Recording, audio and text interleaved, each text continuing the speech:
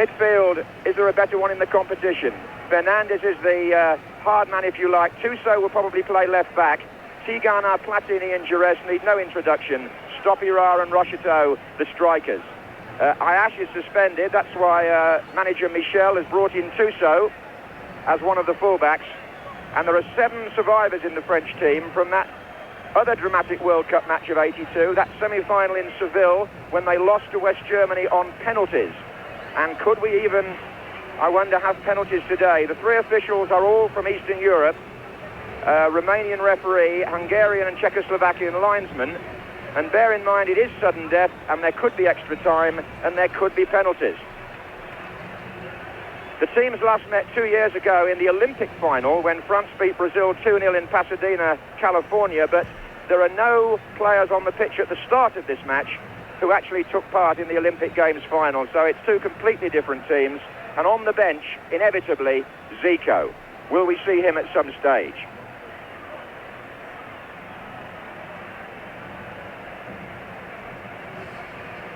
The stadium absolutely throbbing with the rhythm of the Brazilian supporters. And off we go. Brazil in the famous gold shirt, playing from the right against France, the European champions who've already put out the holders. Alain for Brazil. Josimar. Number 19, Elzo. Edinho. And the French just funnel back at the start as Brazil keep possession. Branco is the left back. 6, Junior. Oh, that's the first foul. Luis Fernandez on Junior.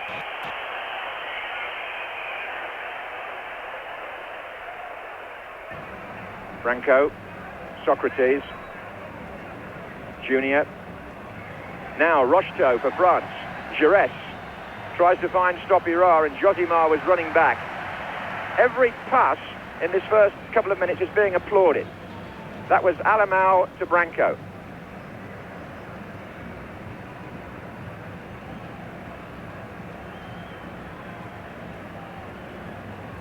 And Brazil just keeping possession. Socrates.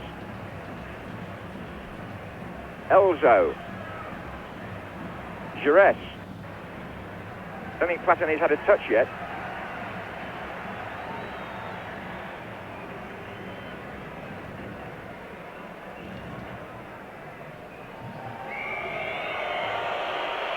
They don't like to see the ball pass back in this stadium, I can tell you. 14, Tigana.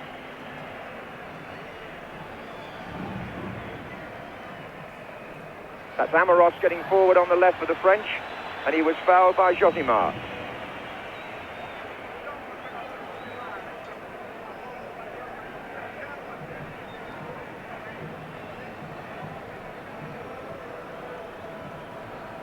Rocheteau and Stopirà are waiting in the centre, and Platini has gone to join them now.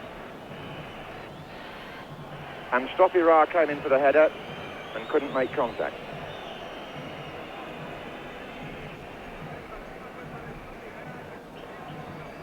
The winners to play Mexico or West Germany in the semi-final here next Wednesday.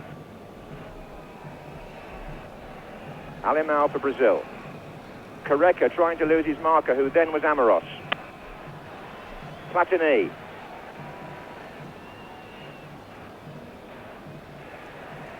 Fernandez. Stopirà calling on the far side of the penalty area. Julio Cesar. Platini. Giresse. Platini. And Platini threatens to go past the last defender, and they're in a mess, Brazil. Oh, I say that was so close. Amoros fired that, well, quite how close to the post we might see in a minute, but the Brazilian defenders lost the place. Platini tried to go past the last man, and the ball came out to Amoros, and that fizzed wide of Carlos's right-hand post and might have been the first goal that Brazil have conceded in the tournament.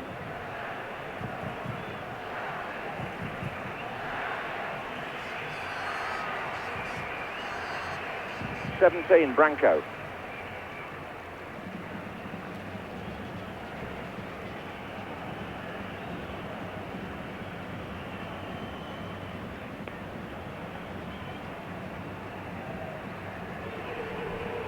Stopira with a lovely long ball, and he got ahead of Julio Cesar.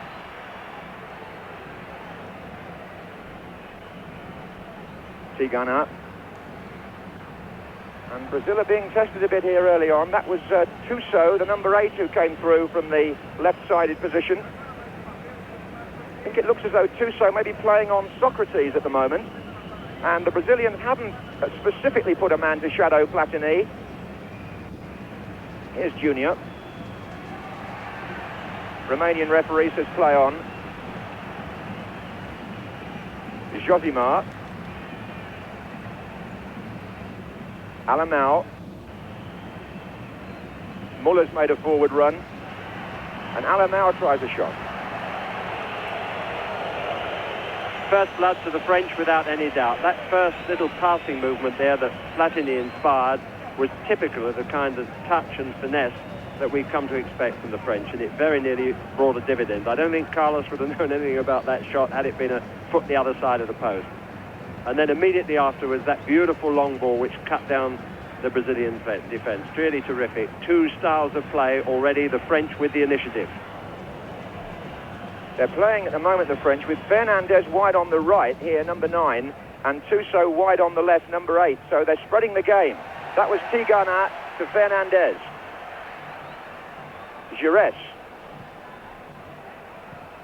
Away by Julio Cesar. Header was by Muller. Here's Careca. Muller goes for the return, cut out by Battiston, now Bossis.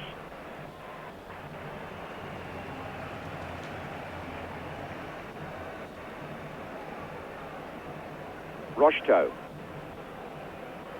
Tuso's gone down the left wing. This is Platini. And Brazil win back possession. Alain, Junior.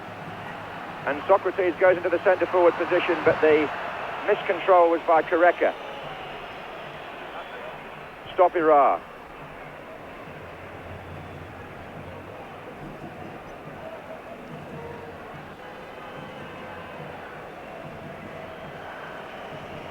Nearly all the Brazilian supporters wearing yellow shirts. It's a fabulous kaleidoscope of colour in this stadium. This is Rocheteau, and listen to the crowd.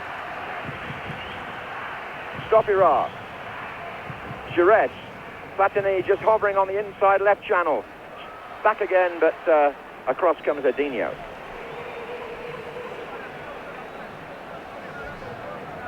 This is Josimar. Socrates to Elzo. Number 6, Junior. Careca. Socrates, back heel, Careca. Josimar wants it on the right wing. Muller. Careca. Alain. Socrates. Junior. They appeal for handball, it wasn't given. Elzo to Branco.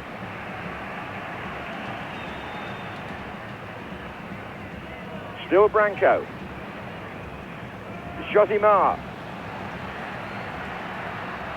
He's nearly going to do it again unless they're careful. And it was just pushed back by Platini. And the French have an injured player on the near side of the pitch.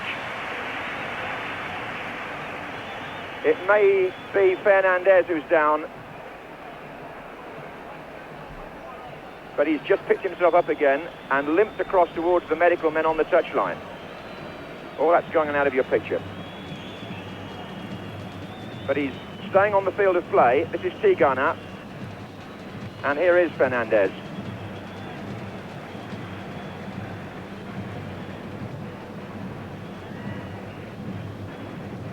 This is Bossis. Very fluent way the French have of picking up pace. Platini.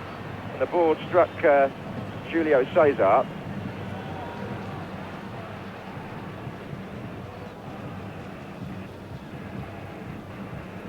This is Socrates.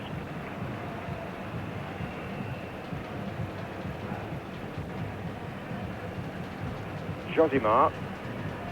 Alain. Elzo. This is Branco. Got 3 forward ahead of Alain here. Josimar's up from right back again. Muller's made a little run inside. There's Muller. away by Battiston. Stopira seems to have improved with every game. Fernandez, Giresse.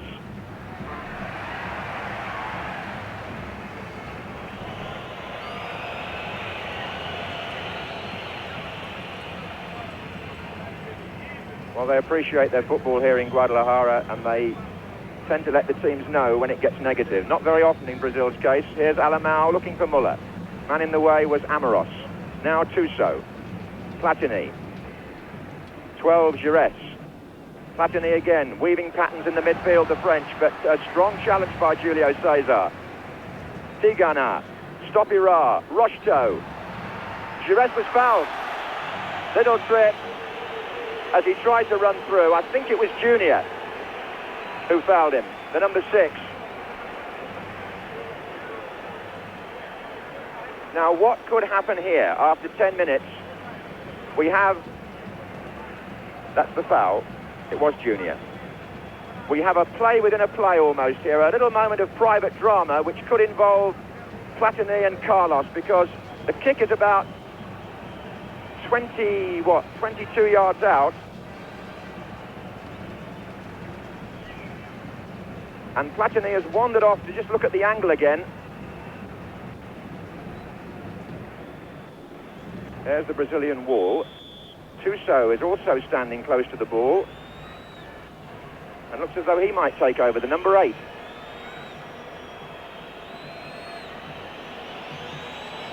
And he did, but it wasn't very successful. I'm sure Platini will take the next one. Here's Tigana. Free kick again to France.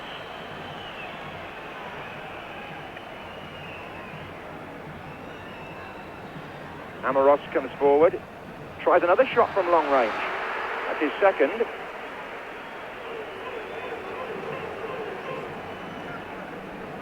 Carlos manages to protect his record of not having conceded a goal. They're in a bit of trouble here. Elzo.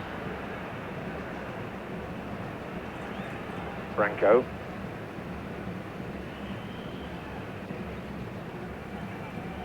Junior.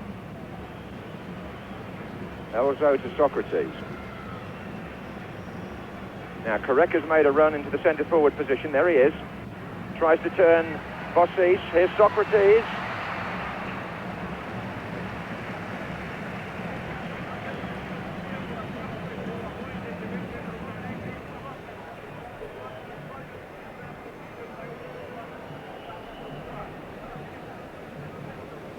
Two teams just feeling each other out. A prelude, perhaps, of drama to come.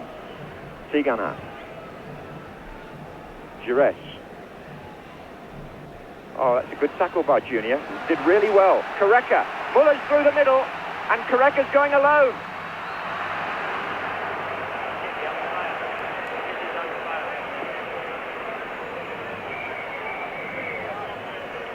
Tigana for France.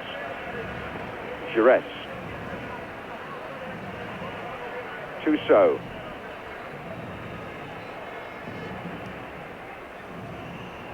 Lyons is the referee. Socrates. Junior. Again, an angled run from Muller, the number 7. Here's Branco.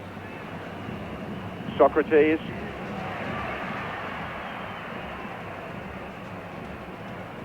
Well played by Battiston. Good to see him playing so well after what happened to him in '82 when he took that terrible hammering from Schumacher in the semi-final.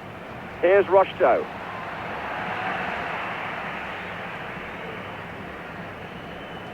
Fortunately, Battiston has recovered and he's part of his 3rd World Cup now. Fernandez. Tuso. Amoros. Platini. Tigana. Tackle was by Alain. Platini half won it back, but Alain, the 15, strong player in the tackle. Junior. And he's looking for Muller. That's why the crowd have got excited. He's got the speed, but he's got to beat Amoros, who's been playing really well for France. And finds Fernandez. 14 minutes gone. Brazil 0, France 0 in Guadalajara. Giresse for France. Platini away from Alain. Tries to get Rocheteau in, and Edinho steps across. These players, some of them know each other pretty well. Edinho plays in Italy, as does Junior, and of course Platini on the French side, so there's quite a lot of common ground there. This is Junior, in fact. Muller. And Josimar's gone down the right wing. Careca. Socrates. Chance! Good save by back. Socrates again. Careca. No. Brazil have got a corner, and there was a moment there when Socrates had a scoring chance and the goalkeeper cut down the space.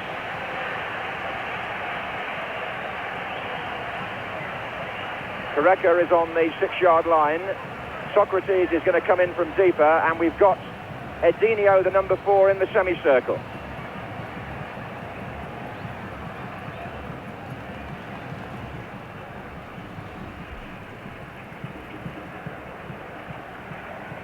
One thing that is so exciting about this game is when both sides start to attack, they go for the kill. There's no question of the movement fading out. They go in to finish it at electric speed and pace, and we've seen it from both teams so far, and it's very thrilling.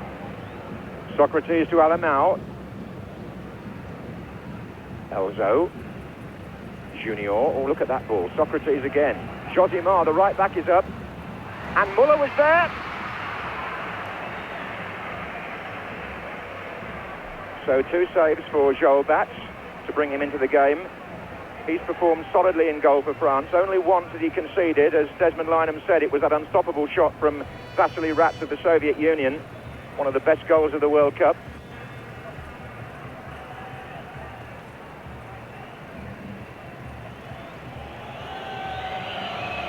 But he's a good goalkeeper.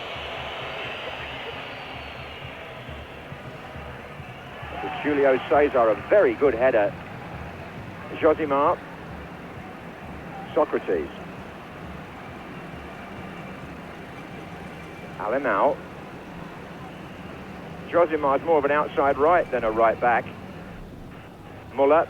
Oh, Muller's turned them well, and he's got Junior in a good position, and Careca! Beautiful goal for Brazil. And who else but Careca, this deadly marksman, picked it up from Junior and thrashed it with his right foot into the back of the net, giving the goalkeeper no chance at all. 17 minutes gone, Brazil 1, France 0.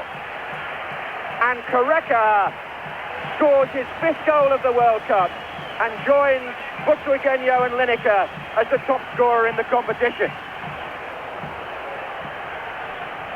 I think we were trying to kid ourselves at the start of this competition that the Brazilians lacked a player or two and weren't the team of old. I, for one, didn't believe any of that, and watching that last movement, they have a team to compare with any of the past. There's no question about it. Edinho with Sopira as France look for the early reply. Only the 2nd goal then that the French have conceded, but what a goal. And it's given Brazil the initiative in their favourite stadium as they look for their 10th consecutive win in Guadalajara in the World Cup. But there's a long way to go yet. That should stir the French. Junior.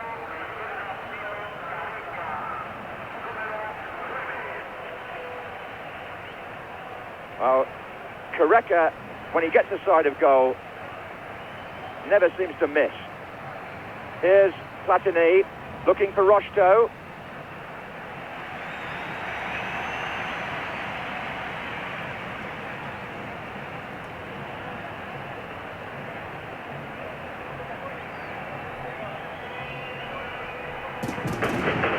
Oh, well played, Branco. Now they've got people coming in from the far side. Muller's made a run. Socrates is in there as well. And the French, for a moment, just finding themselves disturbed. Platini hoisting that ball right out to the right wing to stop Iraq. Giresse, Platini goes through the centre, tries to take on two defenders. Josimar's header. Rocheteau. Well, the foul came well after he'd lost any chance of developing the move, and I think the Romanian referee thought it was needless to stop the game. Junior, the number 6, made the last pass to Careca in that attack. Played the ball at the perfect time. Giresse. Stopira. Giresse out on the right wing now. Stopira to Rocheteau. And the shot leaves Julio Cesar winded. But it was a good thing for Brazil, he got in the way.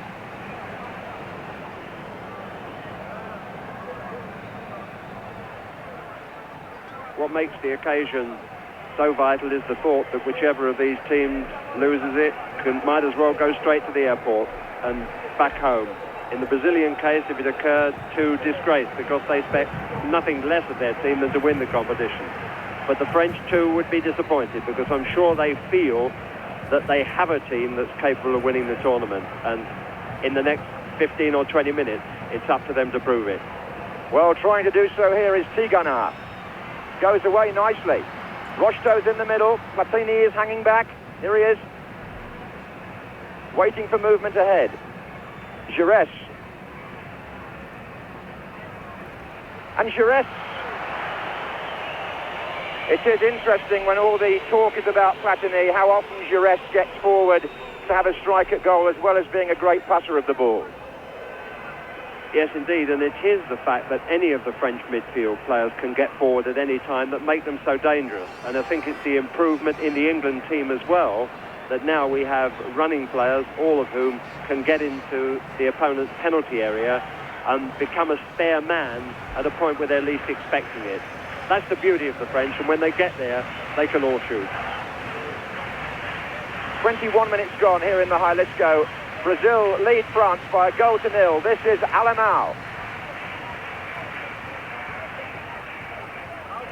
Josimar.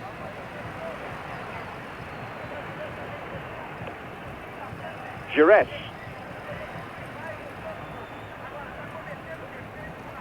And that's a foul. It's been given in France's favour. Platini against Junior.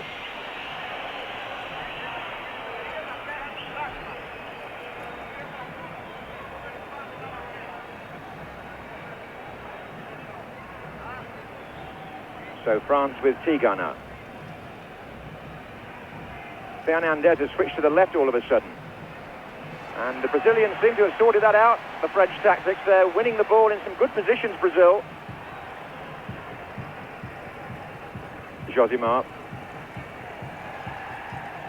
Alain. Franco. Edinho. And again, Josimar. Well, Alain. Muller. Alain.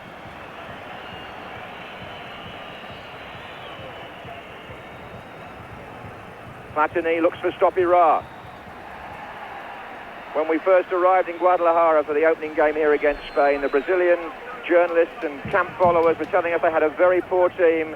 They thought they would be on an early plane home. There was so much pessimism. But every time they've taken the field, they've got that little bit better. And the crowd appreciates the fact. Edinho. Alain to Socrates.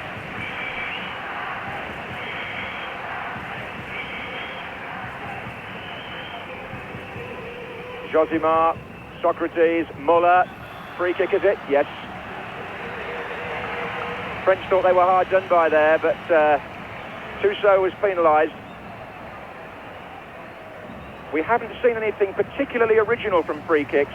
One of the more disappointing parts, maybe, of the tournament, and perhaps even of Brazil's game. They haven't done anything ingenious so far, but Junior takes most of them, and he's gone across to the far side now. Edinho is up.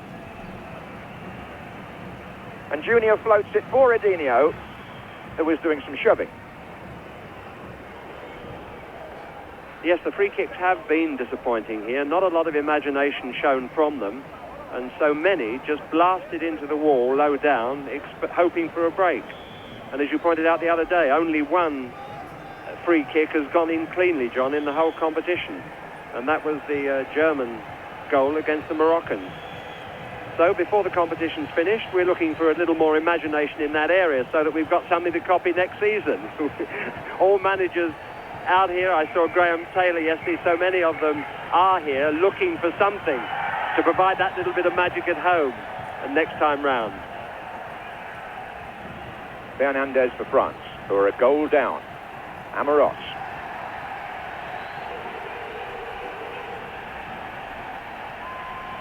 Tigana on the halfway line. Plenty ahead of him, though, for France. Here's Giresse. And now Amoros. And Rocheteau! Away to safety by Julio Cesar. Rocheteau got the touch and Carlos didn't really complete the save, but France have a corner when the goalkeeper has recovered.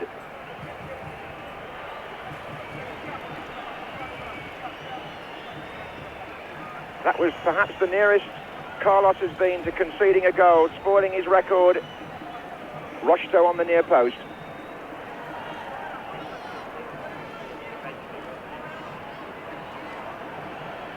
Many of you obviously coming in on a Saturday evening at home to watch this exciting World Cup match. If you have missed the opening stages, 26 minutes gone, Brazil lead 1-0, a cracking goal by Careca.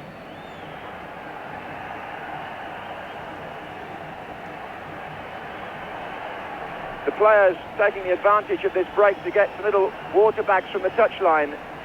It's steaming hot down there.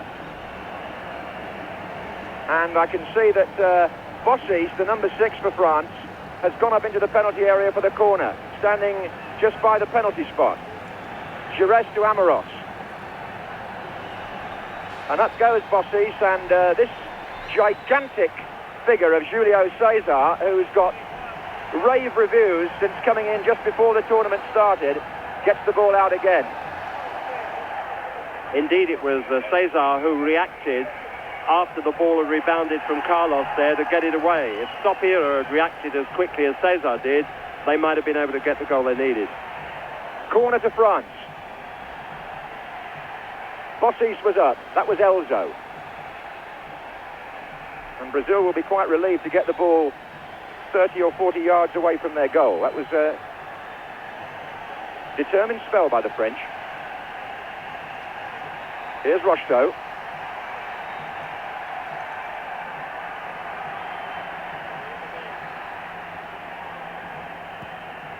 And there's Julio Cesar again, and he's thumped that about 60 yards down the pitch looking for Muller.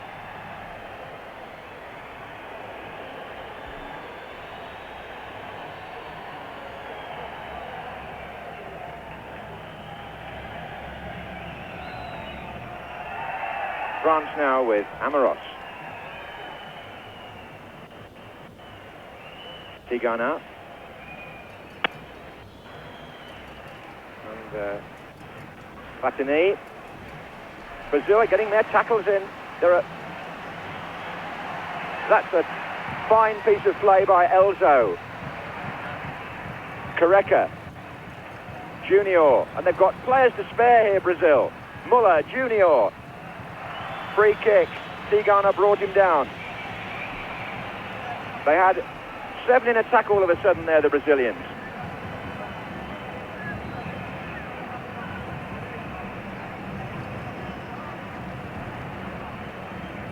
The other thing that Julio Cesar likes to do is to come forward and have a crack at free kicks. Bat is aware of that. That's why he's making sure he's got a wall, because although it's a long way out, we have seen Julio Cesar try and hit them from here in the past.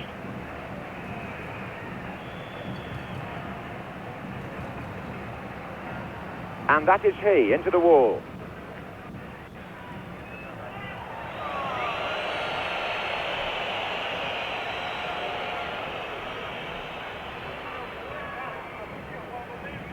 France is Elzo and Alain.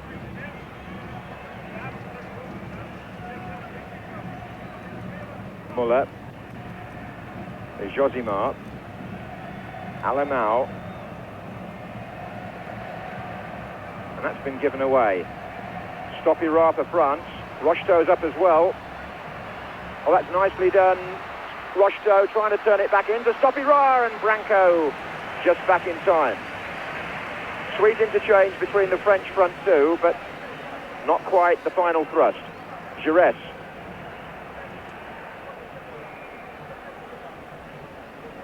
And offside. Offside against Rocheteau. Just a chance to see that left foot of Rocheteau's there as he broke on the left and cut that square ball back across the penalty area for somebody to anticipate and run onto. Devastating, that kind of ball. Played low, just about 10 or 15 yards. There you can see he was offside in that position. No argument about that one. Up to now, played in a most sporting spirit. Really, we've seen the best side of South American football. And there goes Careca, and he appeals for handball. The Brazilians thought it was hands against Maxime Bossis. They're appealing to the linesman for a penalty. And it won't be given. What will be given is a corner, which Junior is in no hurry to come across and take. That's Muller, who's gone in almost on the goal line there. Careca nearer to us. Socrates at the back. Adinio forward. Junior to take it. Easy for Bats.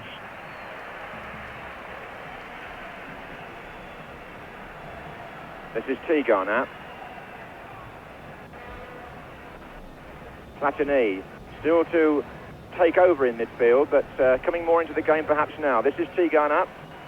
Stopira on the far side of the area. That's Platini, that's Giresse, and that's Stopira. And Josimar decides to play his way out of trouble, and even then he was determined to keep it in. He was just trying to demonstrate how quick he was there, but he just too much for himself even. Fernandez had hit Julio Cesar. He's become something of a popular figure, this big right back. Only his third game, remember, in the side. He scored in the first two. Alain. Muller looking for Alain. 32 minutes gone in the first half. Brazil 1, France 0 in this World Cup quarter-final. In the delightful city of Guadalajara. Tigana. Giresse. Platini. Return ball was just behind Giresse. And Brazil so quick to find a way out of their own defending third. And Socrates is looking for Careca. And Careca has got past Bossis, and Muller's coming in here. Muller hit the post. The sheer speed of that Brazilian attack had the French reeling. Careca's pace against Bossis on the left. The ball cut across, and Muller himself beat his defender, but the post beat him.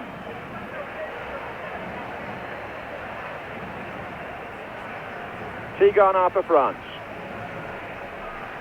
Giresse. Platini. Amoros. Still Amoros. Rocheteau on the near post waiting. The cross this time just too near to the goalkeeper. And again that quick counter-attack by Brazil. Junior flicked that with the outside of his foot about 20 yards to Socrates.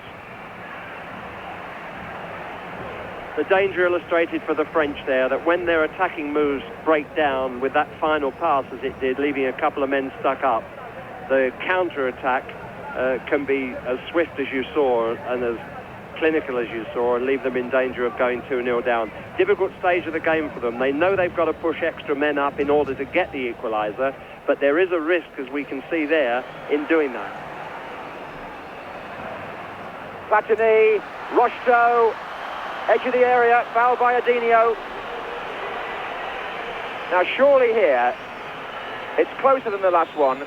There's some pushing and shoving going on there. Branco's got involved, the 17. Platini is also somewhat perturbed, but he'll want to place the ball, because having seen Tuso miss the first one, make a bit of a mess of it actually, I would imagine that Platini will now surely try something from here.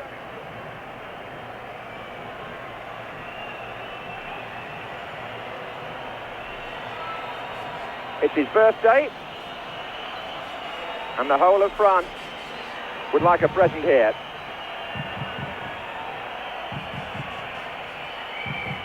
But Platini only hits the wall. Giresse, and Platini falls as he was challenged by Alain. The referee says get up and play on. Muller, there's so much going on down there. It's incredible. Silas. Careca's gone through the centre. Silas has gone on against Battiston. And now it's Muller. And Tigana gets back to defend, but both teams succeed in giving the ball away. People talked about the World Cup being played at a slow pace because of altitude, but these two teams, once an attack breaks down, suddenly, as Jimmy Hill said, within seconds, there's danger at the other end. We're not quite as high in Guadalajara as we are in Mexico City. It's 5,500 feet here. But this match is being played at a rarefied level in more ways than one. Amoros to Platini.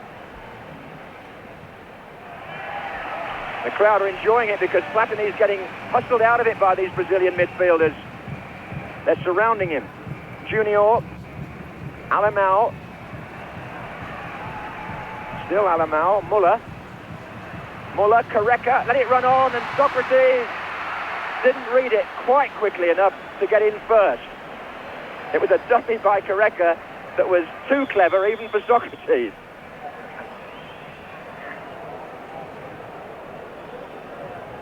Careca is the discovery as far as Brazil is concerned. There's no question about it. He's such a player.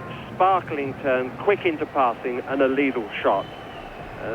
When the World Cup is over, maybe his reputation will begin to measure up to the great ones of the past. Tigana. Free kick to France, fouled by Socrates. There's a story about Careca concerning the last World Cup that we'll refer to when France have developed this free kick. Giresse is going to take it. Stopirà has gone to the far side of the area. Rocheteau's in there as well, and so is Platini.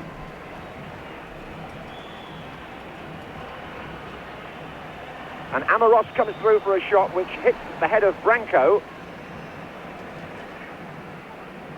And Josimar, rather careless, the ball down the line. It's given it to Fernandez. Platini, Tigana. This is where he can be so dangerous, thrusting through on the left. You were talking about Careca. He would have been the centre-forward in 1982 in Spain, but he was sent home with an injury just before the tournament started. And Brazil, if you remember, had a rather cumbersome player up front called Serginho. And who knows, if Careca had been available in Spain, we might have seen a different end to that World Cup. It's all conjecture, but as Jimmy Hill said, he certainly left his mark on the 1986 tournament, and there may be more to come. Here's Alain. He's so mobile and unselfish as well in his runs up front. Branco.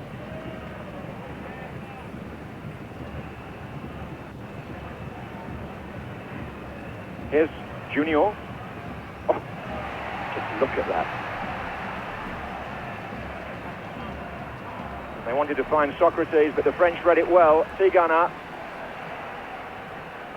Platini. And Stopirà, but Julio Cesar, like a good English First Division centre-half there, just cut it out.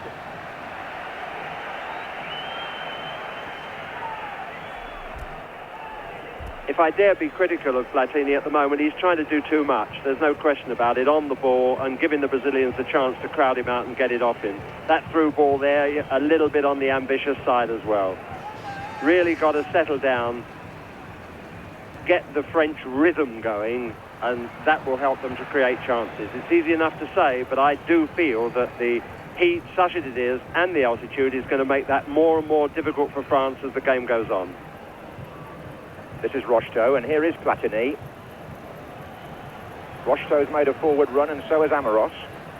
And there goes Amoros, and Edinho across to concede the corner.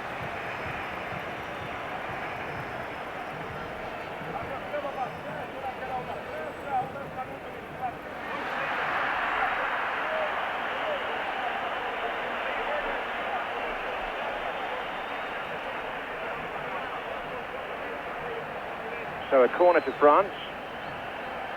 Rocheteau about 8 yards out. Stopira waiting to come in. That was Stopira, but it's safely over the Brazilian crossbar. And Carlos, the goalkeeper there, only 2 goalkeepers before him have gone as long in the World Cup without conceding a goal. One was the great Gilmar, the Brazilian goalkeeper of '58, and the other was our own Gordon Banks in '66. Edinho seems to have taken a knock. I don't quite know what hit him, but he seems to be okay to carry on. And Iñar, the Romanian referee, signals he'll add time on for that. There are, in fact, 4 minutes left in the first half. Brazil lead France by 1-0 in this World Cup quarter-final. Tigana. Giresse.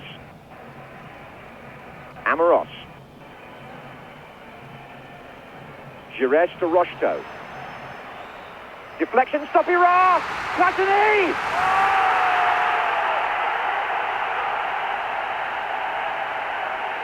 It's his birthday, and he celebrates with the simplest of equalisers. Deflection on the cross, Stopira couldn't make it, and Platini ran it into goal. It's 1-1, and the French are back in the game. 3 minutes before half-time. Little Giresse worked well first of all. Rocheteau's cross. Stopira couldn't do it. Platini could. In fact, it was the confidence and cheek of the Brazilians that the fullback there tried to take it on his chest or block it on his chest and even control it. And it was that caught the rest of the defence out. A vital moment just before half-time. A sickening blow for the Brazilians, but good news for the French. And the first goal conceded by Brazil in the World Cup. Carlos's record is over. He hasn't managed to go the 5 games.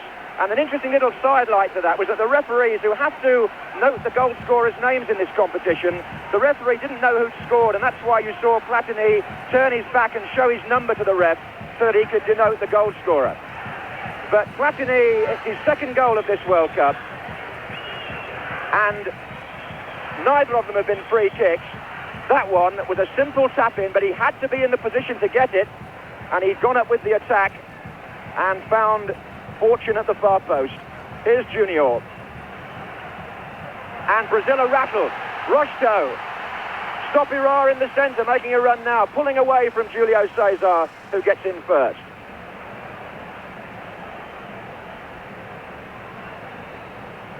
Alain.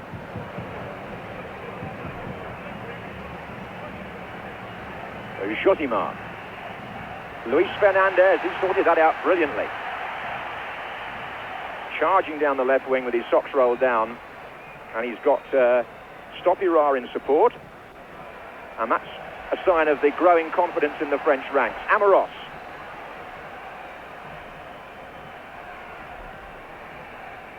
Giresse. Tigana. Platini. Now, can they take over in these closing minutes in the first half? Fernandez.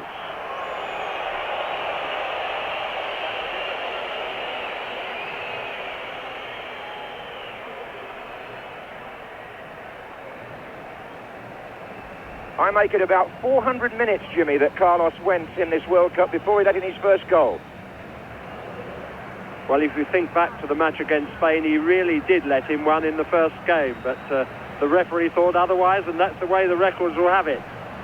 Yes, that's quite right. The volley by Michel that crashed against the underside of the bar and came down, as we've since seen, over the line. Here's Branco. Elzo. Alain now got it back from Socrates. Here he is again, number 18, Socrates. Elzo. Branco.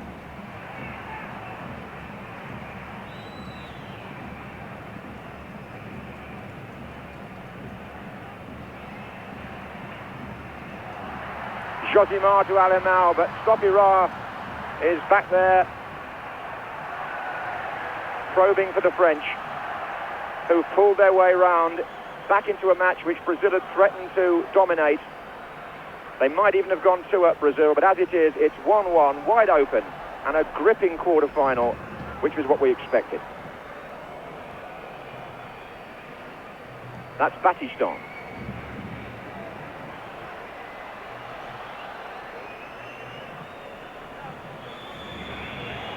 The 45 minutes are up, and at half-time, it's perfectly balanced. Brazil 1, France 1, Jimmy. And I don't think I can really add to that. It is a perfectly balanced game. The Brazilians obviously shaken by that body blow. The conditions favouring them, they'll last better, but the French need to keep their heads, keep their style, not try and do too much, but not waste. Hello everyone. We know all that the situation with the coronavirus is a very serious one, and we need to put health first. There are 5 key tactics to tackle the coronavirus, and I urge you all to follow with discipline at all times these 5 key tactics. Todo comienza con tus manos. Por favor, lávate las manos frecuentemente y si es posible, con una solución de alcohol. With your elbows bent, please cover your nose and mouth if you sneeze or cough. If using tissues, dispose of them immediately. Pour le visage, évitez de toucher les yeux, le nez et la bouche. Cela peut empêcher le virus de rentrer dans votre organisme. In terms of social interaction, take a step back. Stay 1 meter distance minimum from everyone that coughs or sneezes. If you feel unwell, stay home. In some countries, isolation might be advisable for healthy persons too. Please follow all instructions from your local health authority. So please keep yourself informed at all times, follow these recommendations, and support the WHO in their efforts to tackle coronavirus. Together, we will win this difficult match.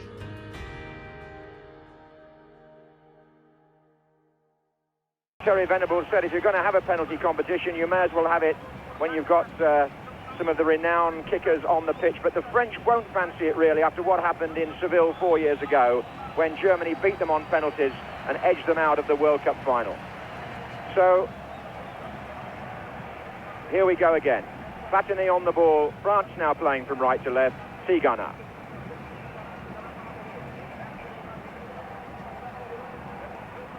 And the band starts its rhythmic beat again in the crowd.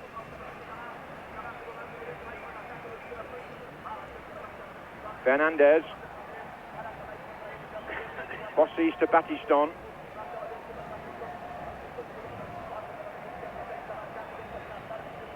That was Tussaud.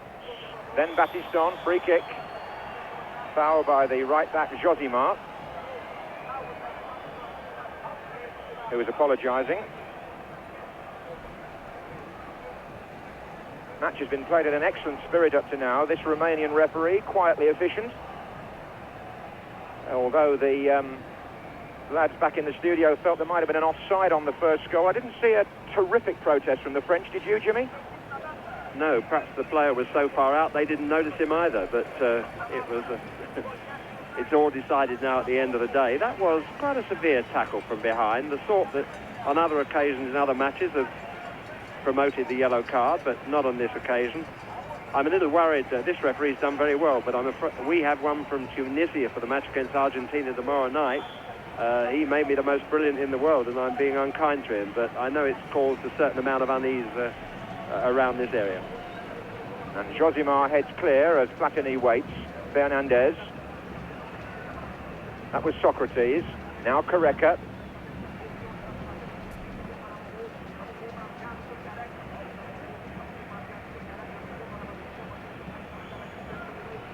Fernandez, number 9.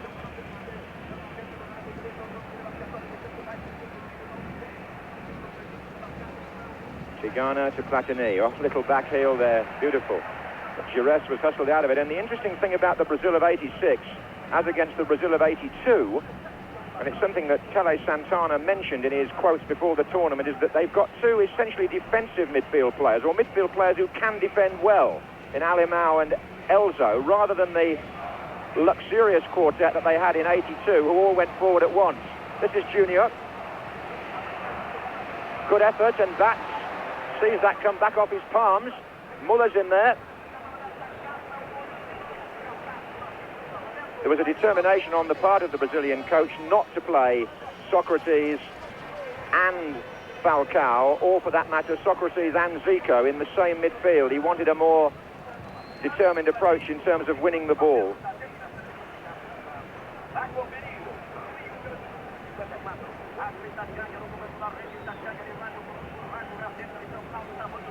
This is Fernandez.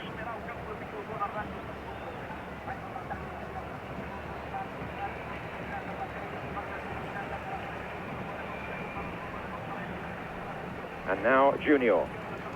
Socrates. And Branco to Alain. And these opening minutes of the second half could be vital. Josimar. And Brazil will get a free kick. Muller was challenged from behind by Tuso. Alain takes it. There's Socrates. There's Careca with Bossis. And it's still Careca. And the referee has penalised Bossis. Free kick to Brazil on the edge.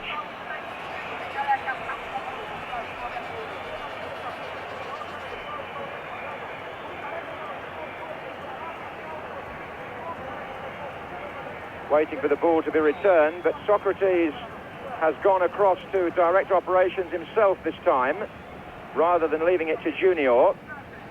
He's got Careca near the penalty spot. Edinho has come forward.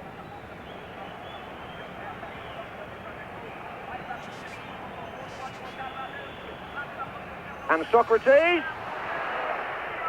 That's got a hand to it, I fancy. He swerved it in there, Socrates, and brought, yes, a save out of the goalkeeper. Corner to Brazil.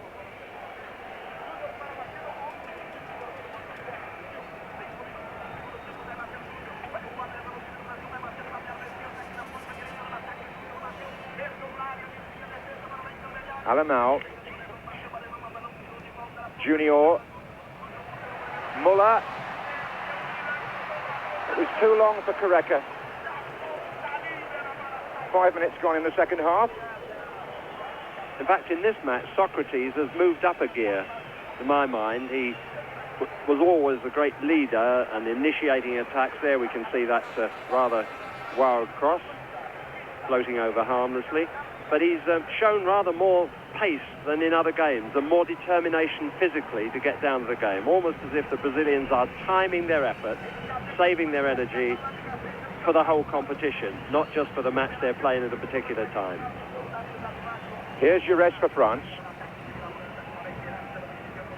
Tigana. Fernandez. Tuso. And looking for the other fullback, Amoros, who was over on the right. And, oh, and a mistake in the defence, and Stoppy Raj through, and Rocheteau's there as well. And shot wide. Brazil were hesitating there. Nobody seemed to want to take responsibility to clear the ball. And Stoppy Ra got in ahead of them, and Rocheteau, it was a 90-degree turn virtually, and a shot wide. A warning for Brazil. Here's Platini. Stopira. Through the legs of Alain, who's still got a foot in. Stopira appealed for a free kick. It wasn't given, and this is Josimar. Muller. Julio Cesar has joined the attack here. That last incident just demonstrated the speed of the Brazilians on the turn. Alain there was nutmegged, and yet was still able to turn and get to the ball first. He held Stopira off just a touch, but it shows their nimbleness, really, the sign of good defenders who can turn against the run of the forward and get there first. But that's what makes them so difficult to break down. But that last chance by Rocheteau was, this I think we can, no, that's just a slightly late tackle being demonstrated, but everybody's all right now, and they're on with the game. That was one of the footballers' phrases Jimmy Hill used there, nutmeg. That means pushing the ball through your opponent's legs. Here's Rocheteau, and Platini, and Rocheteau goes again, and Josimar intercepts.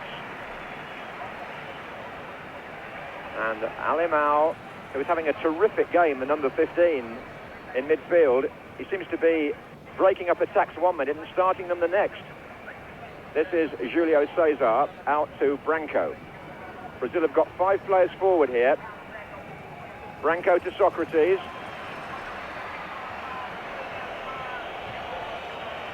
Interesting there off the ball that Tigana was moaning at Platini because Socrates had been given such a lot of space in which to run. See his gesture just there. So the French will find it hard to keep the running that they did in the first half. Just to finish the nutmeg thing, I think it comes from Cockney rhyming slang. It's the best explanation I've heard. Nutmeg, legs. And obviously it's to put the ball through your opponent's legs and pick it up round the other side.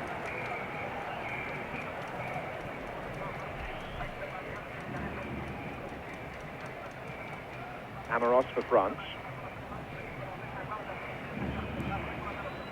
Stopira. Oh, well played.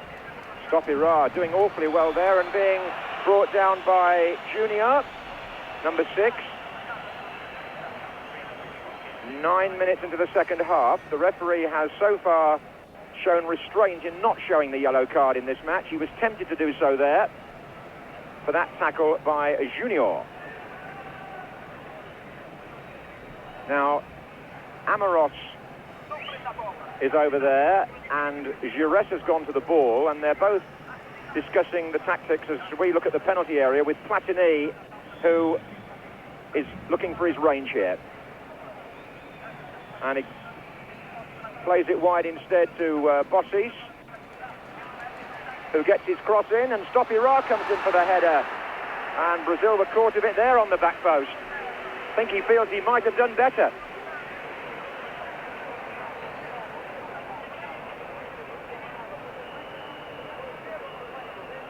He sets himself a high standard. He did well to get in and get the ball on the end of his head, but he was disappointed that having got that far and caught the Brazilians napping, he didn't get it on the target. This quarter-final is still enticingly wide open. 1-1, and the French, if anything, have looked more likely to score early in the second half than Brazil, but things can change very rapidly, as we saw in the first half. Elzo to Alain. Josimar. Oh, not another shot from him, surely. Well, it was, but nothing like as spectacular as the one against Northern Ireland and the one against Poland. You could see on that run the realisation that, oh, I might have another chance to get the third one in a row. That would be some sort of record, I suppose, a fullback striking 3 in consecutive games in the World Cup, but he's certainly prepared to get forward at every opportunity. Here's Tigana for France. Bossis.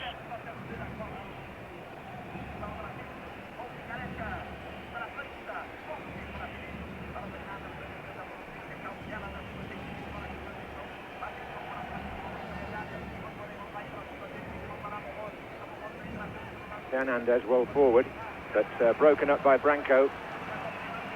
Junior. Socrates. Fernandez in well on Careca. Socrates in well on Bossis. Branco. Alain. Alain shot.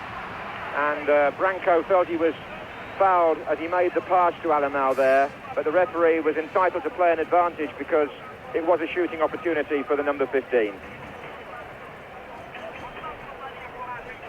12 minutes gone in the second half here in Guadalajara. It's Brazil 1, France 1 in the World Cup quarter-final. If you did miss the first half, Brazil took the lead through Careca and France equalised through Platini 4 minutes before the break.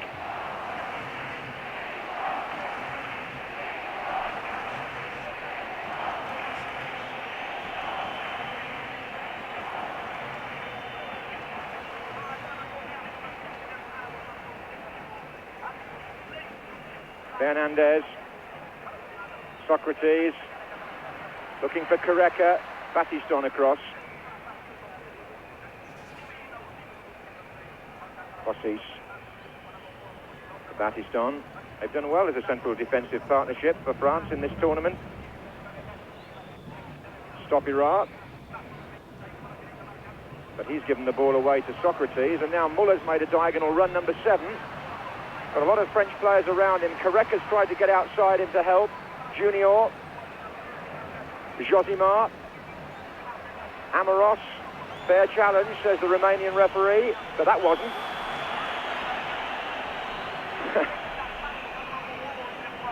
And it's the Brazilian player who's hurt. I think it's Junior who's down. I think that's the case of Amoros taking the refereeing into his own hands there. He felt that the French player before was fouled. And as so often happens, a little bit of annoyance comes out straight away. He has kept admirably calm, the referee, in these circumstances. He's tried to keep play flowing whenever possible. And up to now, with the result still very much in doubt, the players on both sides have kept their cool and continued to compete, well, almost within the rules. Two little facts of World Cup life there. The players taking the little bags of water during the break, and both the players needing attention, one on each side, have had to come off the pitch. They have managed to cut down on the length of time, FIFA, that it takes to treat an injured player. Giresse for France. Stopira. Rocheteau on the far side coming in now. Stopira back to Platini. Platini's shot cannons off Elzo. That's a corner to France. Junior is back on the pitch.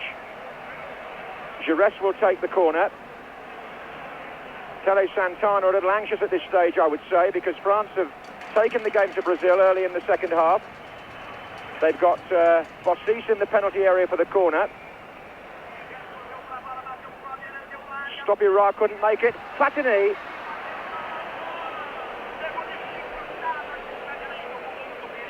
Brazil have started to warm up their substitutes, and the two men off the bench are the veteran and the emerging young player. They've got Zico and Silas. Both, we use the phrase warming up, which I think some viewers quite rightly have challenged, because when it's 90 degrees, you're not really warming up. They're doing their stretches, let's say that. Limbering up, John. That's right. Anyway, we'll see if they bring them on. This is Alain. Elzo to Junior. He's given that away. Fernandez. Giresse to Platini. And Tigana obstructed by Junior. 15 minutes gone in the second half here in Guadalajara. And nothing between Brazil, 3 times winners of this competition, and France, who've never actually managed to win it. Here's Socrates and Muller. And Careca's coming in here. But I think he pushed the defender. That's a free kick to France.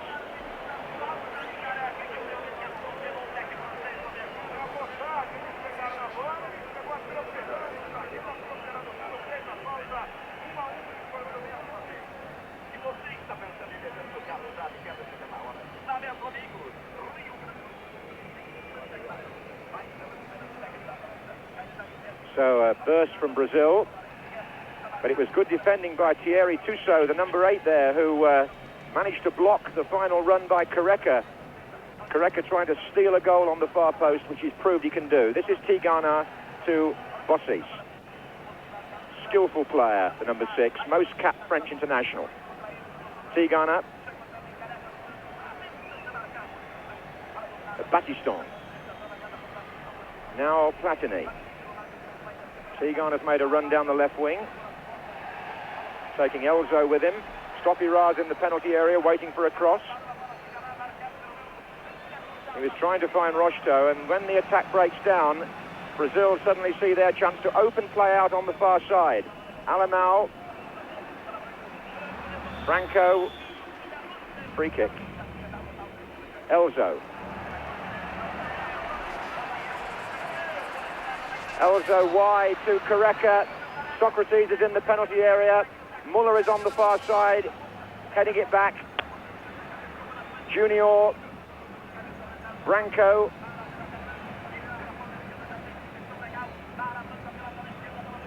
Alain.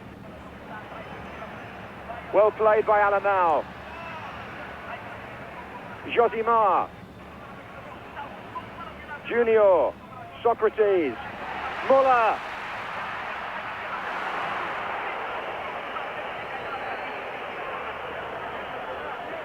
Muller, not the most two-footed player in the tournament, favours the right, tried the left there, but it never looked like beating the keeper from that angle.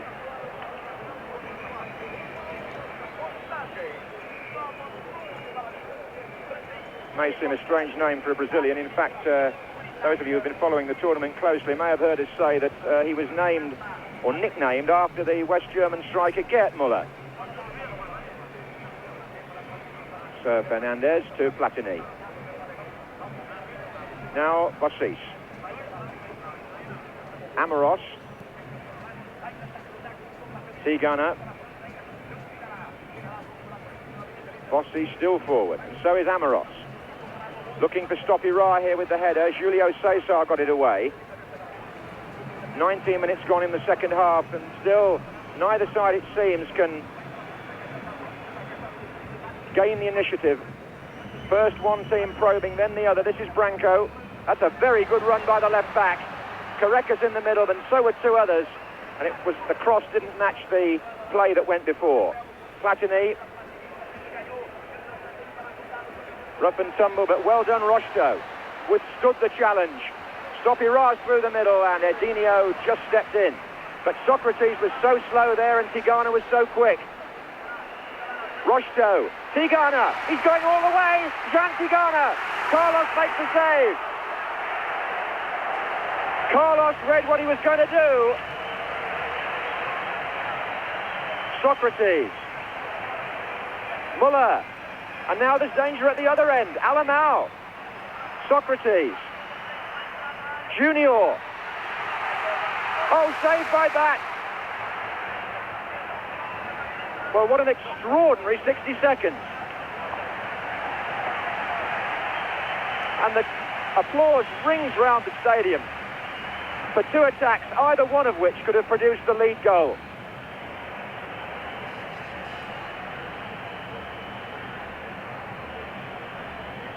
Finishing not the best part of Jean Tigana's game. His goal earlier in this tournament was his first in 44 internationals. Here he is again. Stoppira's in the centre. One of the Brazilians has sliced it. Another one slipped. And as usual, the man who sorts it out is Elzo. Now Socrates. And Elzo with the stamina to come forward as well. Muller to his right. Here's Muller. Careca's made a run into the centre, and they forced a corner.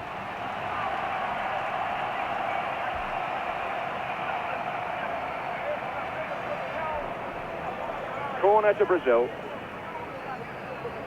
Muller there just content to try a hopeful cross rather than take his man on. He seems to have lost that little bit of fire and pace that he had, which is one way in which Brazil could break down the French defence. Muller and Careca and Socrates in the penalty area. Edinho just outside.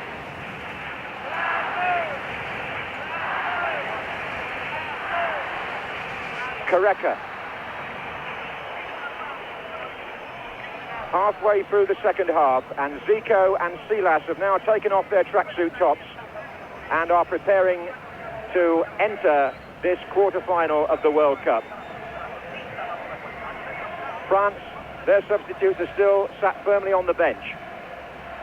Bear in mind there could be extra time, so Brazil, in putting two new men on now, might cut down their options later, but perhaps they think they can win it in the 90 minutes. Tuso to Fernandez. Platini. And Bossi's getting forward more and more now, and so too is Amoros on the far side.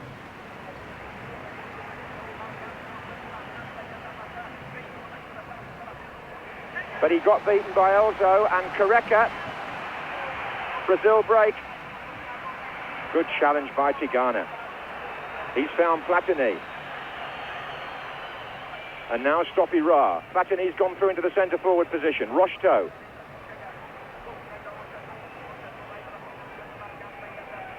Stopira. Oh. Just one misplaced pass can change the way the game is going. It did there. Socrates gave it away. Junior was the offender on Fernandez. It's a free kick to France.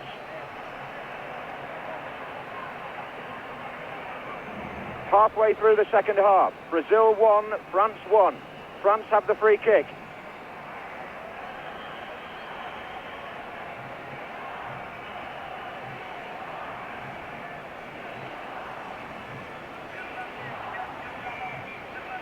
Now they're waiting for the wall to go back 10 yards, and they're waiting for Platini to come over and decide what to do.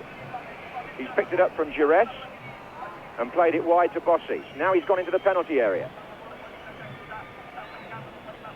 Bossi to Fernandez. Rocheteau. Branco. Comforting for the French to see a Brazilian panic like that in his own area. Signs of pressure. They haven't been as compact in defence as they were in the first half. Signs of nerve and hope for the French showing. Fernandez. Platini. Fernandez continued his run. Beautifully cut out by Branco. Brazil still with their substitutes waiting. This is Josimar. Junior, Socrates in the centre-forward position here. Heads it down for Muller and Amoros. Fernandez to Tigana. Giresse. Platini.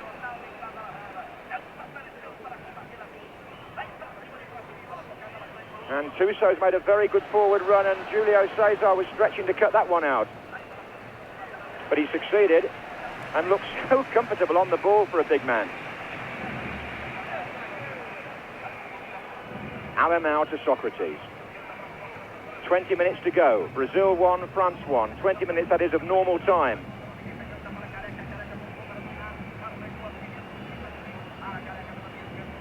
Socrates. Josimar. And Careca's coming in here.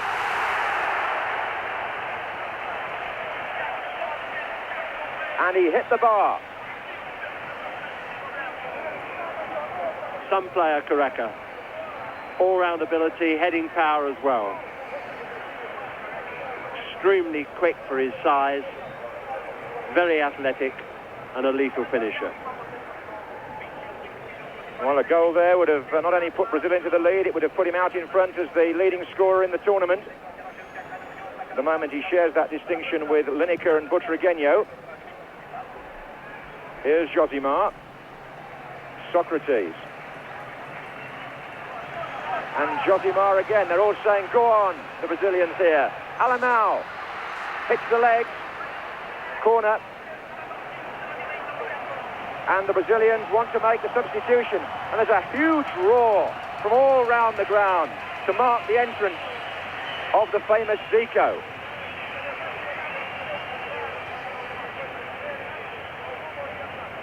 "33 years old. Could he have the influence that matters in the last 20 minutes of this game?" They want to take off Muller. I've never heard an ovation for a substitute like this. It's unbelievable.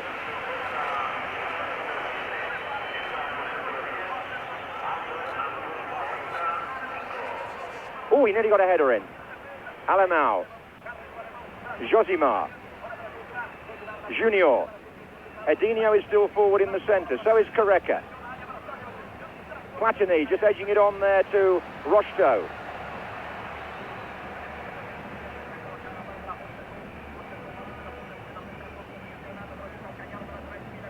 Platini again. Fernandez. The French being very careful in possession now, holding on to the ball and running the Brazilians around, not risking losing possession as they were sometimes in the first half, saving their energy really on the ball without going anywhere at this stage. Well, there's the possibility of half an hour's extra time to drain the limbs still further here today. Alain. Oh, good interception and tackle by Fernandez. Not a good pass, though, to Rocheteau. Gives Branco the chance to break. Careca's gone to the left. This is Zico. That's a good through pass. And it's penalty. Branco was brought down by the goalkeeper. It's a penalty to Brazil. With 17 minutes to go. And number 17, Branco, was the man who made the thrilling run. But Zico's pass was perfection. And Joe Bats brought him down. It's a penalty to Brazil. And Socrates took one the other day. Careca took one the other day. Who takes this one? Will it be Zico, who's just come on? It looks as though it is. Well, what a dramatic entrance this would be if he scores from the spot.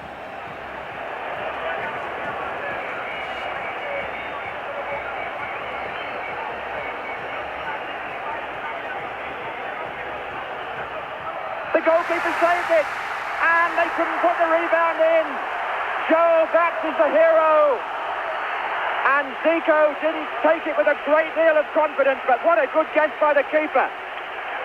Brazil have missed a penalty, and look at that. Well, you can't see what they're doing to the goalkeeper. They just missed the celebrations there. Every player went and hugged Joe Bats, and Zico must be devastated.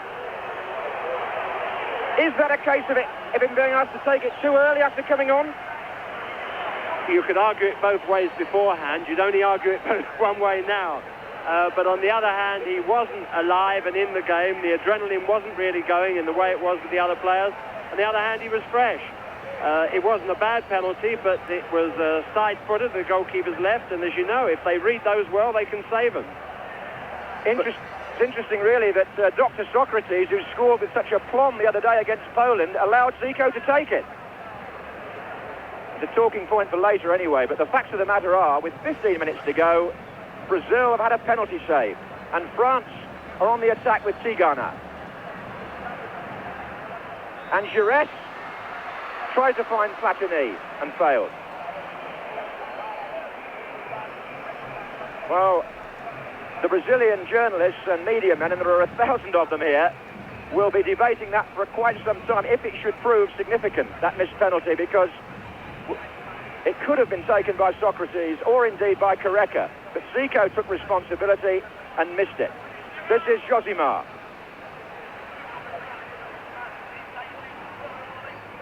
Socrates. And you just wonder whether Brazil will get a better chance than that. Well, it was a beautiful move, there's no question about it. I thought that Bats was a little hasty because the ball was pushed at quite a wide angle, and if he hadn't made contact, it wouldn't necessarily have meant that the Brazilians would have scored. So he gave them the chance of the penalty and then denied them the goal. And his luck went for him really as well, because when the rebound came out, it was so fast that Careca couldn't direct it into the net. But you make your own luck when you're in goal, and if he gave away the penalty, well, he more than made up for it. Joe Bats. Amoros. Bossis. He's away. Rocheteau's down the right, Platini's in the middle, Stopira's there as well. Bossi.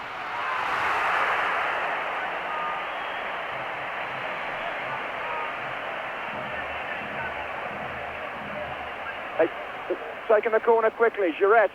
Good save by Carlos, that was. Really good stop this time by the Brazilian goalkeeper from Bossis.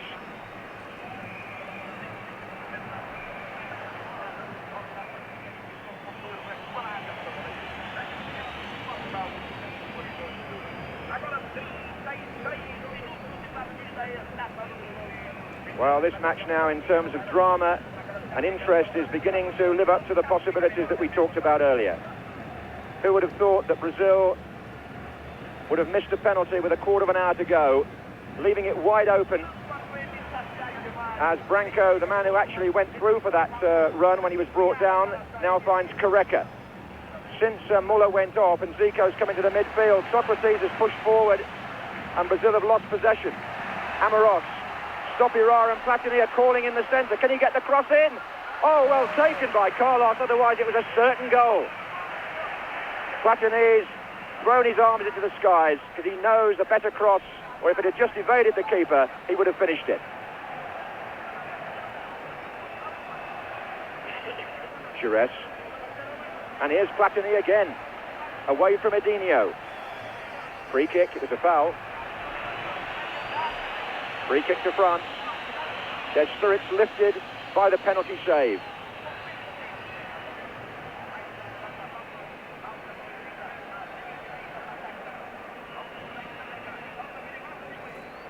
Now, Amaros has placed the ball here. Platini has walked away.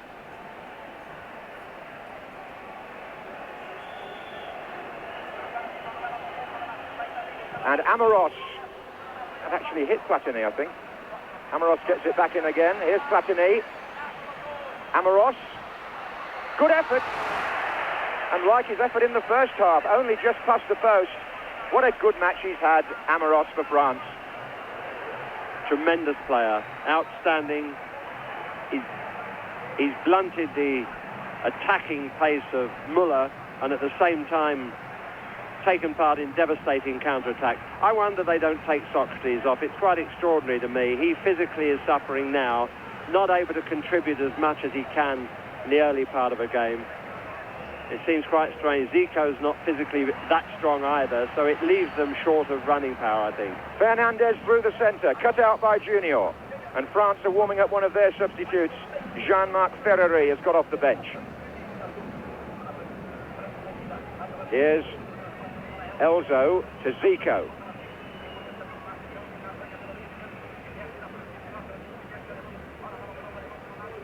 Alain, Careca. Zico and Socrates are in the centre. Elzo. Careca. Zico. Zico. Amaros got it back to bat in a roundabout way. 10 minutes to go in normal time here in the quarterfinals of the World Cup. Are we going to see Brazil and France locked into extra time combat here? Not if Rocheteau has his way. Julio Cesar. Edinho. Careca. Taking on Amaros. Still Careca. Zico appeals for a free kick. Nothing given. France defending their 18-yard line like a fortress there. They weren't going to let Brazil get through. Tigana. Platini. Tigana. Still Tigana. Zico. Socrates. Alain. Careca. Zico. Careca. Chance! Oh, he didn't get hold of it. He didn't strike it well. And Brazil's opportunity passes them by once again. Zico and Careca threading their way through the defence, but for once, he just didn't get his foot round that ball at all, Careca. So France have had 2 escapes, and they're still very much in this quarter-final with 8 minutes to go.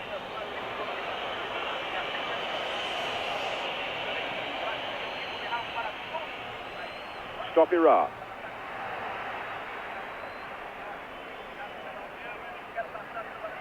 Julio Cesar's tackle. Alain to Zico. Zico trying to get away from Fernandez. Oh, he has done. He's got Careca going through again. Battiston cut it out. Junior, Socrates. Players in the middle waiting. It's still... Oh. Amaros, probably the man of the match. The number 2 for France. In defence and in attack, always prominent. Here he is again.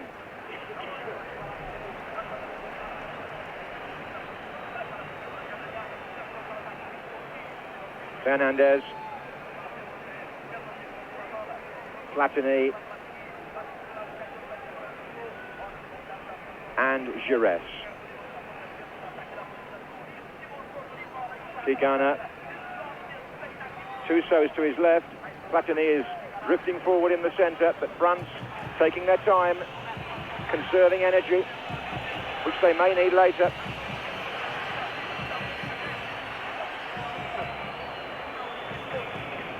Well, with 6.5 minutes to go, France want to make a substitution, and little Alain Giresse, 33 years old, is coming towards the touchline, and Jean-Marc Ferreri will replace him.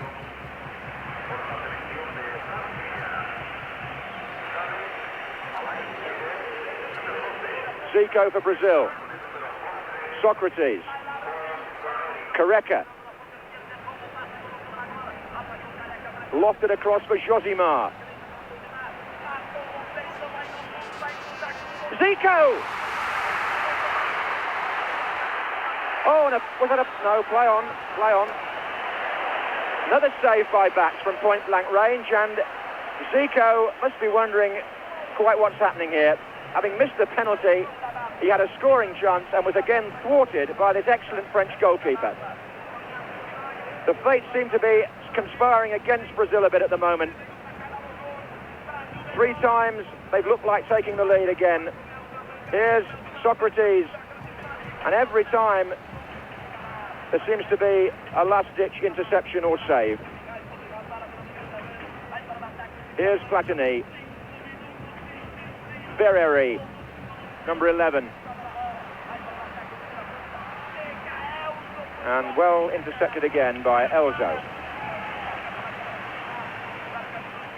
Alain. Oh, that's good play. Careca's coming in from the far side. Zico is also forward. Alain's cross. Harmless though. Tigana cleared it. Junior. Elzo. Still Elzo battling. 5 minutes of normal time remaining here in Guadalajara. France 1, Brazil 1. Platini for France. And Rocheteau. And it's Bossis, and he's onside. And, oh, goodness. It seemed to go between Rocheteau and Stopira. And Brazil, this time, sigh with relief. Elzo was the player who cleared it. A palpitating last 10-15 minutes.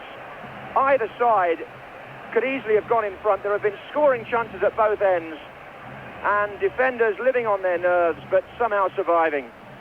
How long for?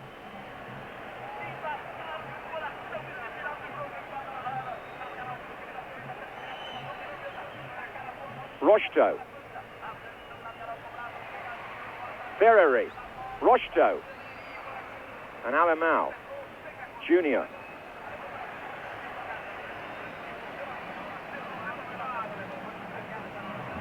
I don't think anybody in the stadium, not even the players, could explain how the score has remained 1-1.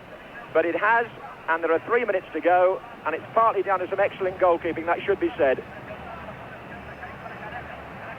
Careca away again. Socrates in the middle, so is Zico, and Careca, sheer power and pace, and brought down. And rushing to get the ball back as quickly as possible. Zico has gone across to organise the free kick. Careca and Socrates wait. Edinho is in there.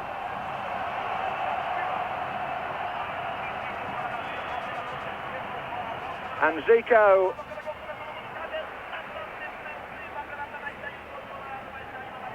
and it's a corner. It hit the flag. It's a corner.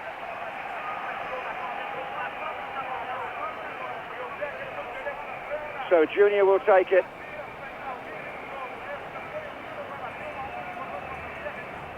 Zico nearer to the kicker, then Socrates, then Careca, and Edinho is up to Platini. Beautifully won back by Branco, the left back. Socrates, and still two on this side waiting. Junior curves it in. Careca's there again. Came possibly off the head of Bossis last. It's a corner. Careca and Zico have gone racing across because there isn't long to go. Zico's going to take it.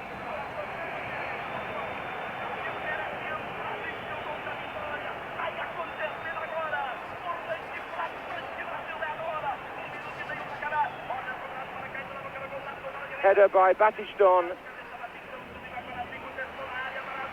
French wanting it to run. And we're in the 44th minute of the second half. And it's looking like extra time in this colossal quarter-final in Guadalajara.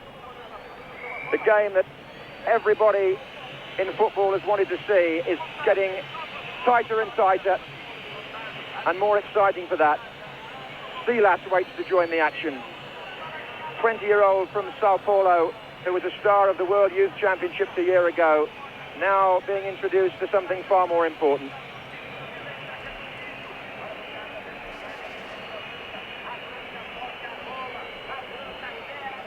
We're in the last minute.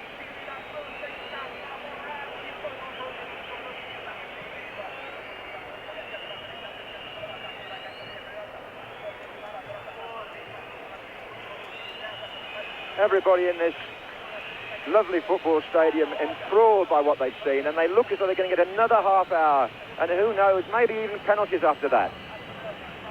This is Elzo, or can Brazil do it in stoppage time? Careca, Socrates, Careca, Zico's in the middle. It's going to run on to Junior.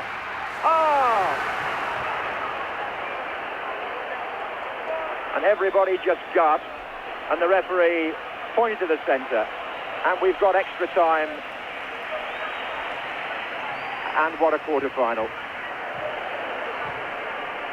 Congratulations to all those who predicted a draw at the end of 90 minutes, because that's the way it is, despite all that's happened. Fantastic game, really.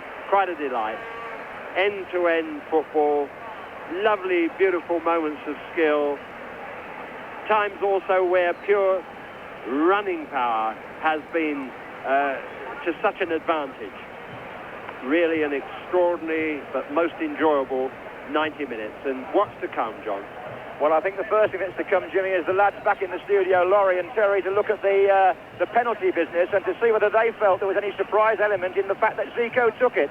Let's go back there now while we get our breath back in Guadalajara. 1-1 and extra time coming up. Desmond.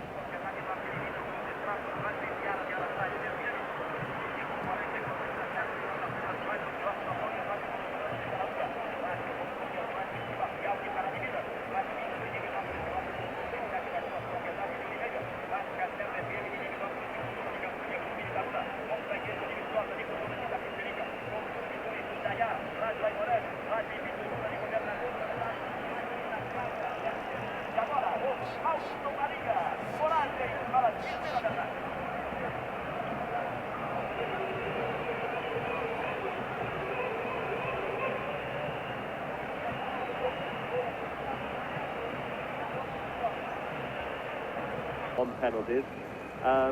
And I just wonder, his players seem to try to finesse the ball into the net rather than thump it. I think my view is now, having seen Barcelona and seen Zico, that when the nerves are fragile, give it a thump at all costs, John. Need somebody like Ray Stewart to take it, really, don't you? What's happened is that Junior has gone off, and Silas, the 20-year-old, is on. You're looking at, obviously, at Platini, but Brazil have made their second substitution, and Silas is wearing number 20, which is appropriate since he's 20 years old, and he's come on for the older figure of Junior, who is off now in extra time. It's 15 minutes each way, and if necessary, penalty kicks. And what an extraordinary coincidence it would be if France were involved in another penalty competition after what happened in Seville, when we had the only one so far in the history of the World Cup, and they lost it. But there could be a lot of action to come before that possibility arises, and we have a free kick to France straight from the kickoff.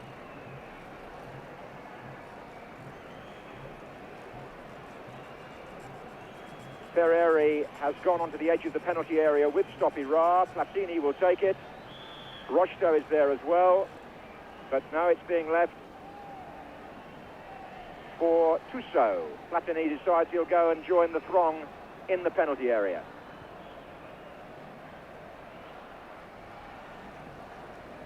This is Silas. Fresh pair of legs. Zico. Alain, Josimar. Careca's in the middle. Socrates arguing with Josimar about the pass. Here's Rocheteau.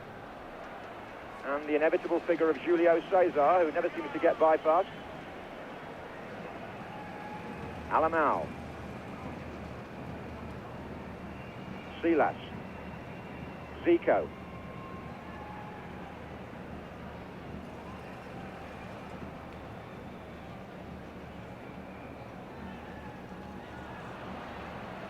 Alain. Socrates. Alain. Good defending by France. Again, Jean Tigana back there in the heart of the back four just to bring the ball away. Rocheteau. And that was a foul by Silas. Great compliment to the players and to the referee. We haven't seen a yellow card in this match. Everybody's been concentrating on playing football, which is what we'd come to expect as soon as we knew these two fine sides were going to be in opposition in this quarter-final. Fernandez. Tussaud. The rebound favours Zico. Alain.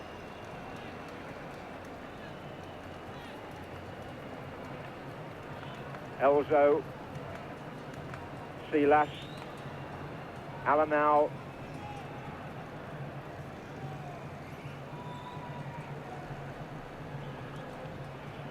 Silas again. Slow build-up. Socrates and Careca are waiting in the penalty area. Josimar.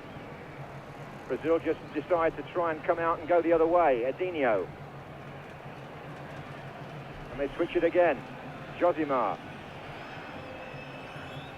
Silas. Elzo. Silas. Oh, dear me, disappointing pullback. Elzo was waiting, and France might capitalise on this. It's Platini looking for Stoppi-Ra, but they won't.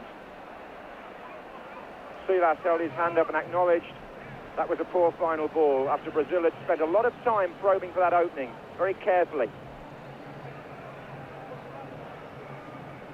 Here's Silas again.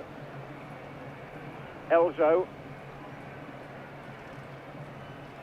Another bad pass by Silas. The youngsters not made a confident start. This is Amoros, having just come on. Silas. Bossis.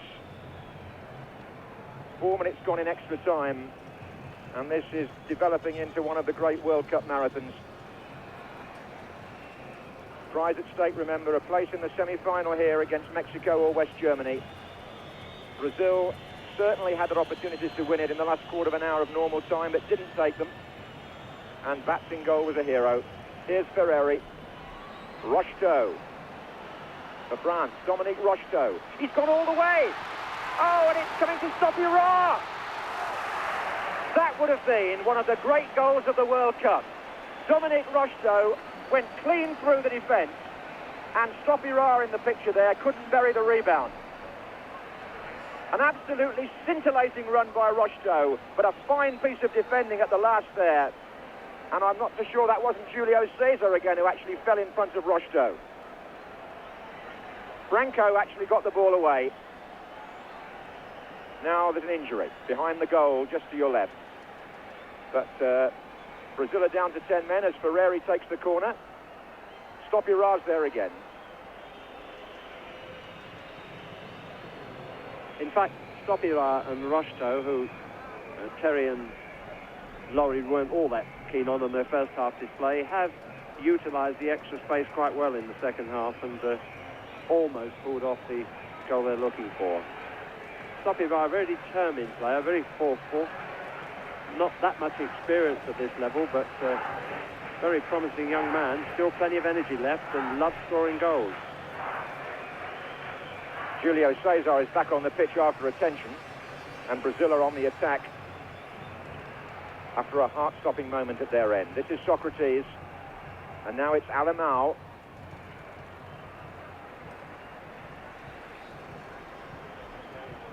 Fernandez has done some good defending for France. Here's Josimar. Careca on the far side of the penalty area, waiting for a cross. He's still there. This is Alain. And Careca was behind the last defender, who was the imperturbable figure of Bossis, who's also had an excellent game at number 6 for France. Wherever you look on this pitch, there's an international player of high quality performing at the top of his game. It's a quite wonderful experience to be here to see it. And Platini, who may still have a say in what's going to happen next.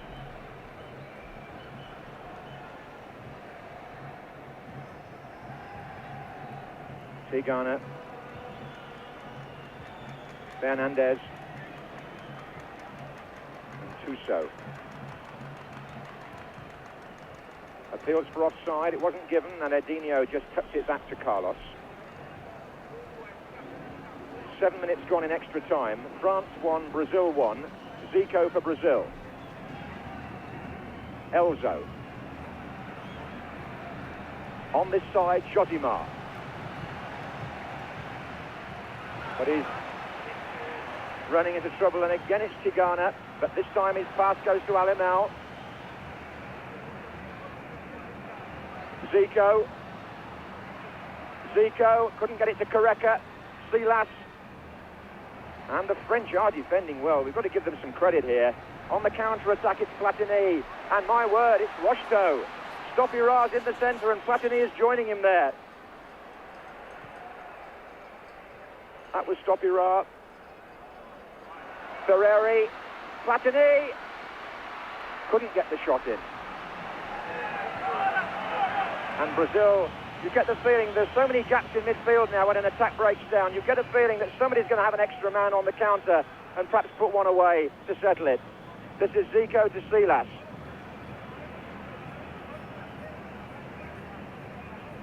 Careca. To Silas.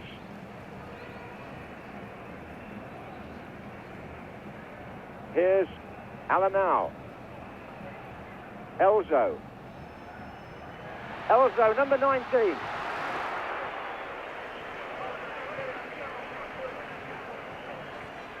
It's still puzzling me how the Brazilians, there's the chance over the top, as we've seen so many shots go in this World Cup competition. But it's still puzzling me how Socrates is still on the field. Too late now.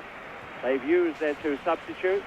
He looks very short physically. There's no question about that. And at this stage of the game, running power is as important as anything else. The Brazilians don't seem to make the most of the talent that they have at their disposal. And perhaps for the rest of the world's sake, that's quite a good thing. Well, two items of information. If you're expecting to see the news, it has been delayed until 9:30, which I think you'll find understandable. The news from here is that Bruno Bellon came on in that interruption, number 16, and he replaced Dominique Rocheteau for France. So all four subs have now been used, and again we see the World Cup as a 13-man game deep into extra time. Here's Fernandez. France have got Bellon here, fresh up front. Tigana, Ferreri, the other sub. Bellon, Stopira, far post. Still Bellon. Play on, says the Romanian referee. Won't be calmed, this referee. Doing himself no harm at all. Here's Elzo. And now it's Zico, and now Silas.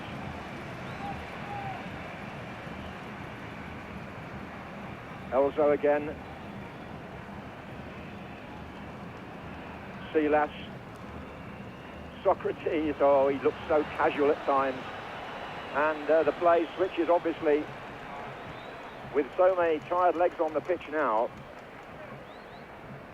One mistake, as we saw in that amazing semi-final in Mexico 16 years ago, could be so costly. That was the 4-3 game between Italy and Germany.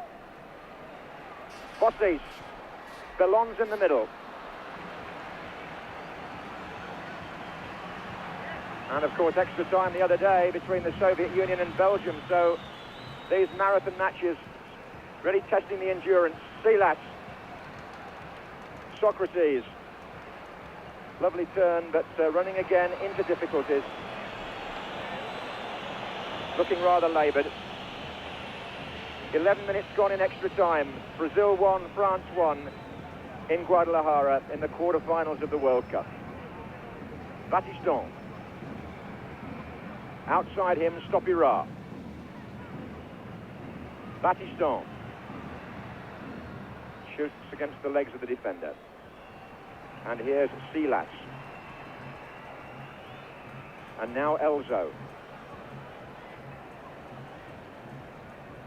And Careca. And Zico.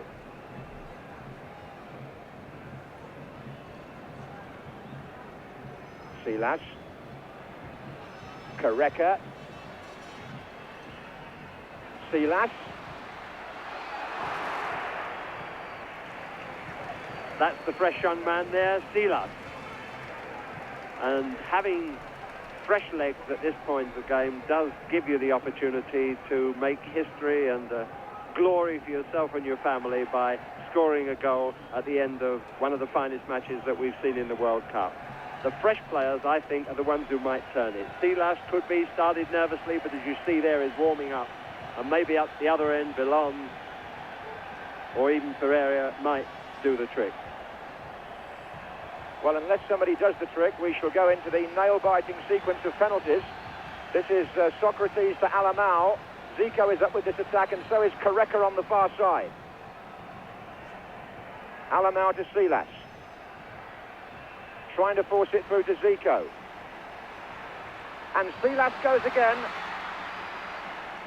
And Alain. And he floats it on the roof of the net when there were three players appealing for a cross.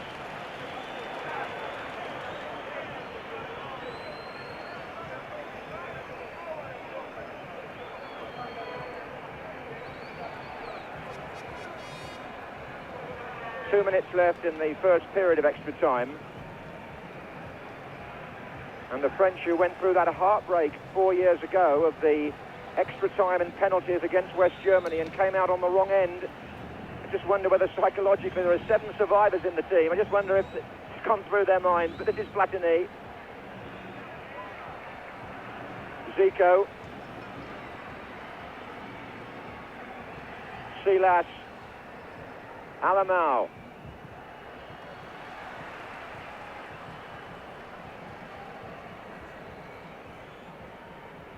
Josimar. Silas. Oh, it's Socrates. And he headed it straight at the goalkeeper. But he's won it back on the far side as Branco. And he's beaten Amoros, and he couldn't get it to Socrates in the middle. Two chances there for Brazil. The header by Socrates straight at bats. The cross by Branco also intercepted. And we go into the last minute of the first period of extra time. And still Brazil can't crack it. Not even with 60,000 or so, most of whom seem to be supporting them.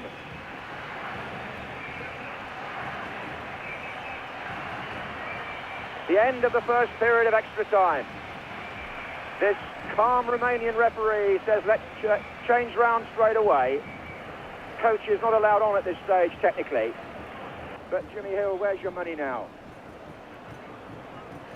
Well, where is my money at this stage? It could be on either side. Because of the weather, because of the heat, I still would go for the Brazilians. Socrates, we've talked about him, and to be fair to him, he's always adjusting his position. That's one of the things that I think the Brazilians are loath to take him off for, because even in getting in that header, although he wasn't moving quickly, he was adjusting his position a few yards this way, a few yards that way, pulling defenders all the time and making openings for other people. The final chance came to him, and there just didn't seem to be the physical strength there to put it away. But I just wonder if it does get the penalties. I love a word from Terry Venables on whether now he's in favour of the blaster as against the finesse. Because it will be a fascinating, a dramatic, eventual contest which will decide which of these teams take the aeroplane home. Well, we get this drama earlier in the competition now because FIFA decided to do away with the second round league system and make it sudden death from the last 16. And what a good thing they did, because it gives the World Cup an element of uncertainty and high drama when you know that one of these classy sides, one of these superb footballing countries has got to go out here today in the next 15 minutes or in a penalty competition. Zico to Silas. Fernandez to Platini. Bellon is running on up front now for France. Here's the other stuff, Ferreri. Amoros.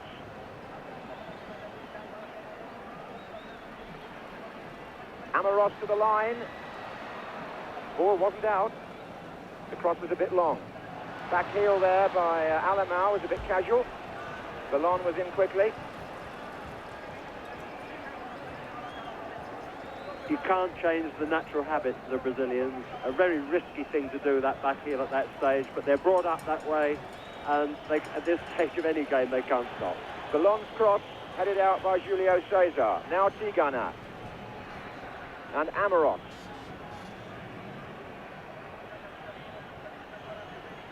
Ferreri.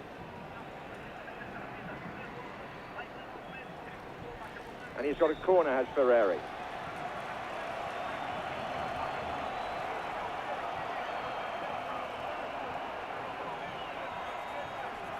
Bellon. Bellon's cross, and it's not going to find anybody there.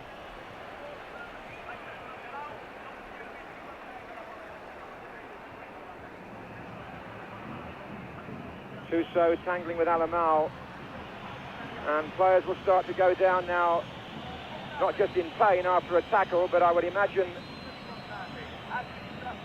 Tuso is the player there who's hurt, but I would imagine that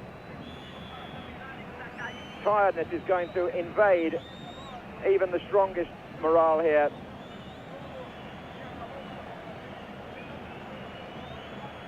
That looks like cramp, and it's not surprising, I suppose, at this stage. Losing salt in this heat is normal, even for those who spend their time off the field, let alone running up and down for nearly 2 hours at this temperature and at this altitude. At the end of the day, it's courage and physical condition that will turn a contest like this as much as brilliant ability. The combination of so many things, which is the fascination of a game of football. Fernandez for France. Here's Amoros. Foul by Silas.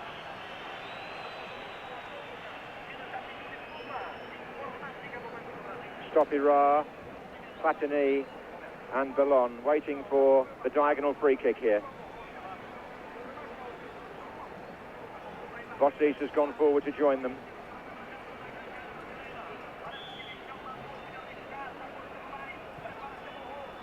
Stopira coming in first, just getting a touch to it. France do have in their side 5 of the men, or in their squad today, 5 of the men that took penalties in Seville, but Giresse has gone off, so he wouldn't be allowed to take one. Platini and Rocheteau's gone off too. Here's Careca. And the man who wouldn't want to take one is Bossis, who missed a crucial one in that shootout against the Germans.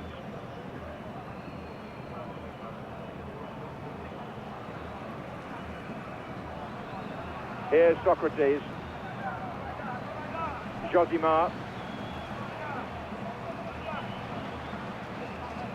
3 waiting in the centre here for a cross from Josimar. He's pulled it back to Alain. And he's found Branco. And Socrates comes to try and collect it, but fails.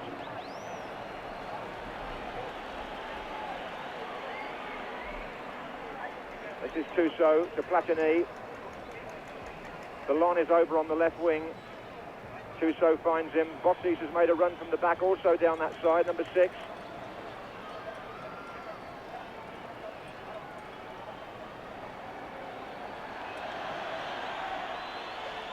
Linesman is flagging.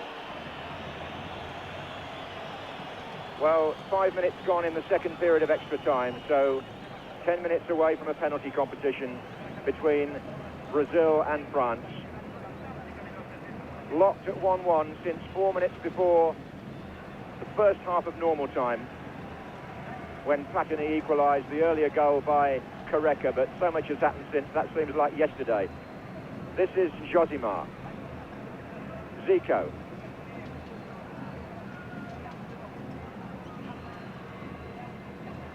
Silas. Careca. Branco. The ball hit his hand, it wasn't deliberate. Amoros.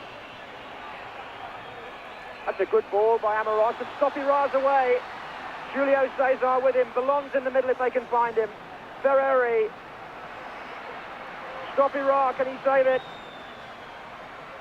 And cleared, thankfully, by Edinho. Amoros is injured. He got clattered as he played that brilliant through ball. He's lying on the ground, nursing his right leg. And the referee has noticed that. But that was a swift attack by France. And there was definitely a moment when, if the cross could have come in, they had a man over beyond the last defender.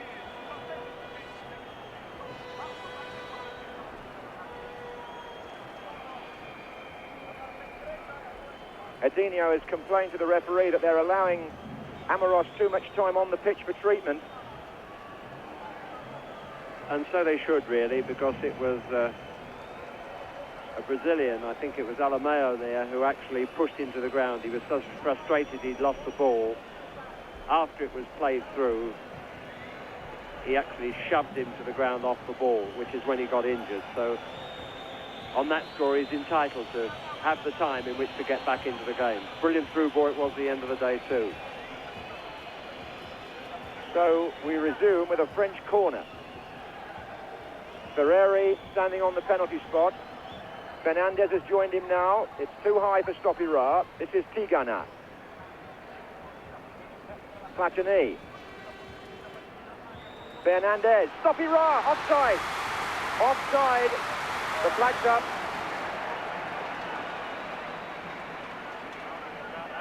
There'll be some argument about that, but there was so much noise in the ground, I don't think anybody heard the whistle. Here's Silas for Brazil. Elzo, beautifully done. That's a smashing run by Elzo, deep into extra time. Socrates. Silas, no. No, not even the second time, as it ricocheted back off him from Bossis. Well, Bats has saved one penalty. He may be asked to face at least 5 more. This is Tigana. Gets it back from Ferreri.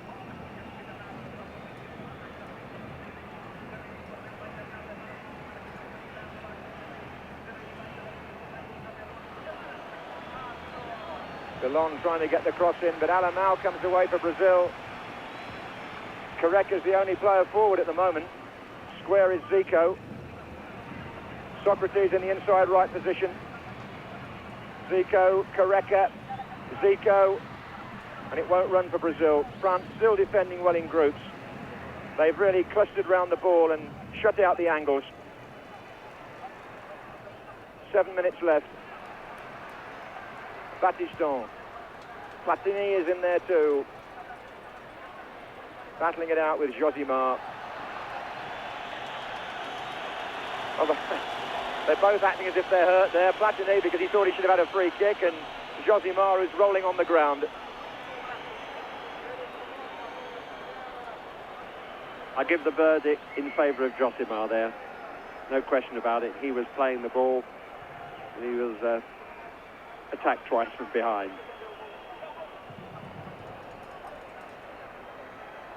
Zico for Brazil. Alain.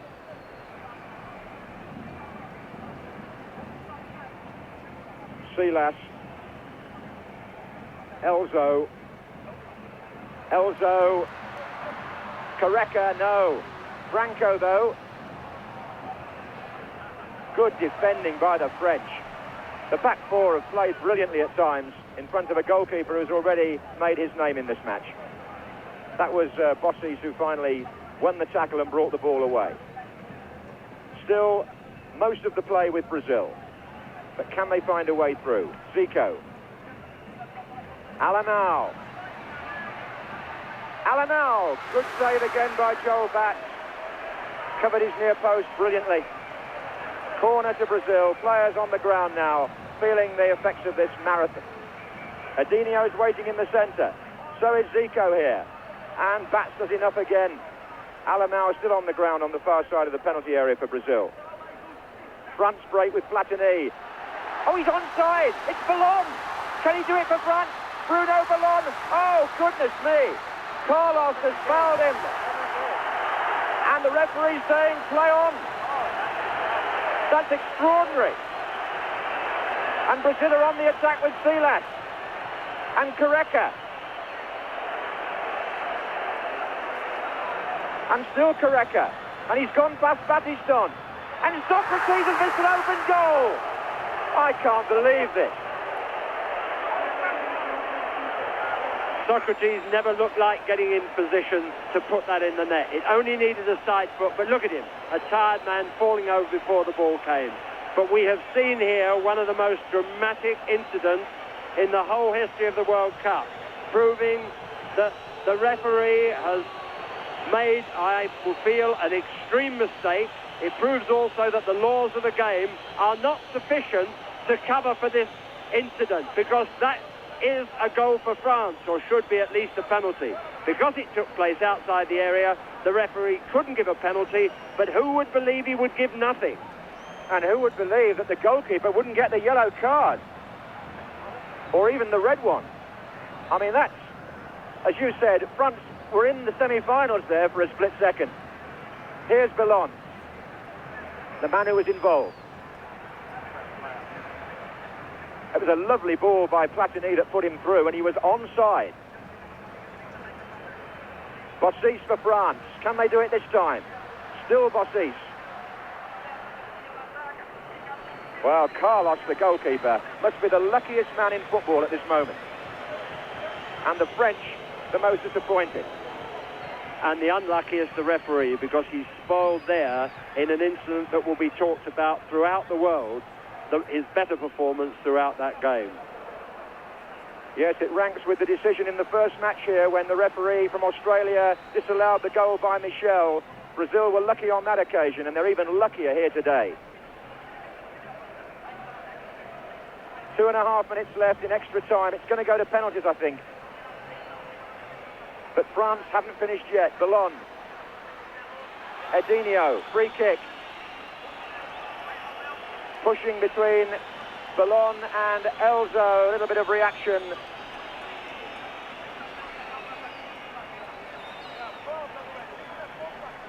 France throwing everybody forward now. Ferreri is in there. Fernandez is behind him. Bossis has gone up.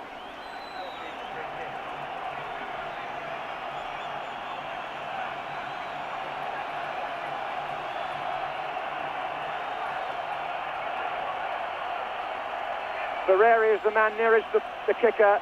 Fernandez is in there. Bossis also.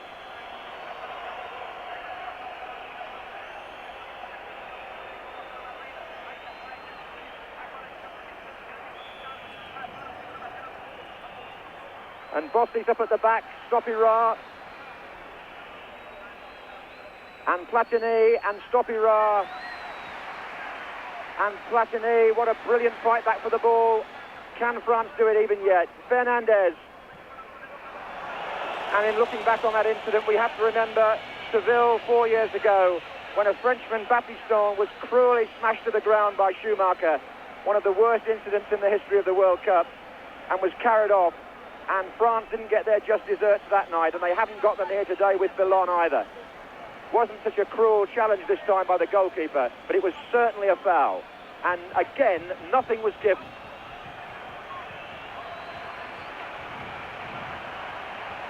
Josimar, Silas.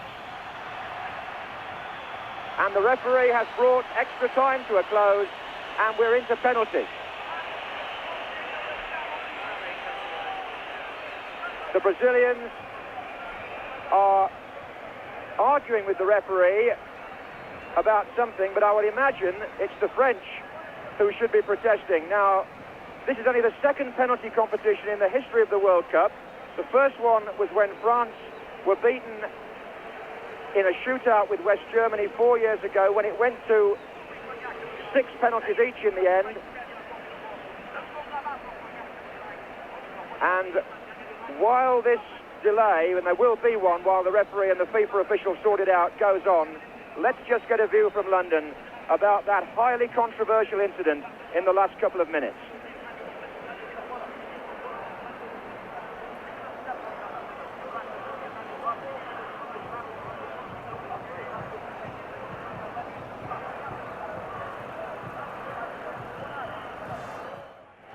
I think we can perhaps start to work out who's going to take these penalties. Certainly the referee and linesman have gone down to the goal to our right with Joel Batz, the French goalkeeper, which indicates perhaps that Brazil are going to take the first penalty. And Socrates, the man who put the one away against Poland so casually, is striding down the pitch out of your picture as though he's going to volunteer for number 1.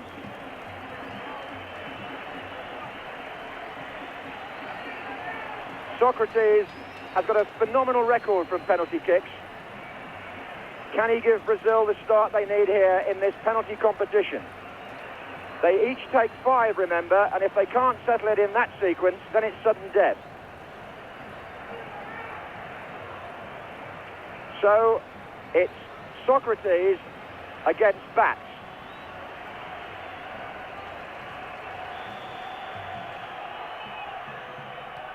And he saves.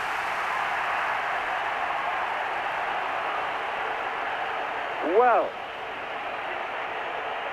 Socrates, the 2-step run-up, and what a good save by Joel Batz, who has now saved a penalty from Zico and one from Socrates. What a talismanic performance by the French goalkeeper. And he put the penalty to his right, and he saved it with his left hand. A remarkable save. Not such a bad penalty, but a really brilliant save by Batz. And it's turning on the goalkeepers. Well, you did say it was he was a left-hander, so he's proved his point. Stopira has gone forward for France. And France are in the lead. He blasted it.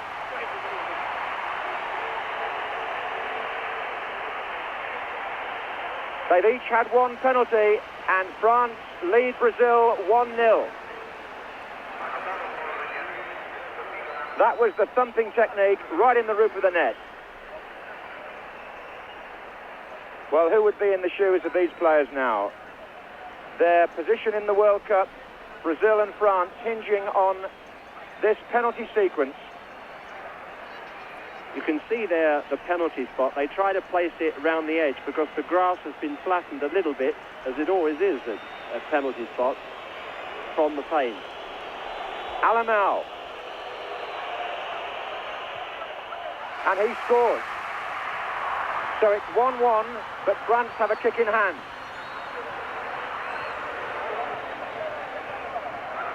That was a good penalty, actually, right in the corner with power.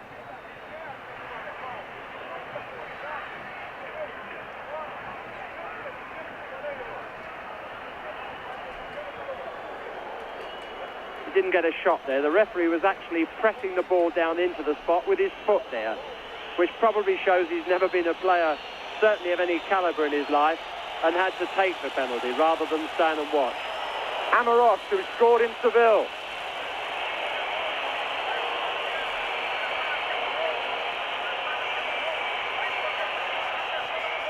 Yes. 2-1 to France, with 2 penalties each taken.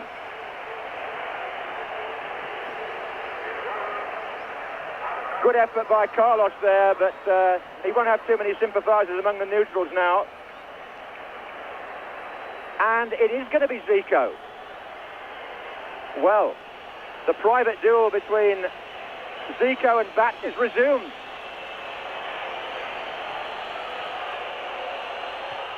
Yes, this time he's got it. It's 2-2, but France have a kick in hand.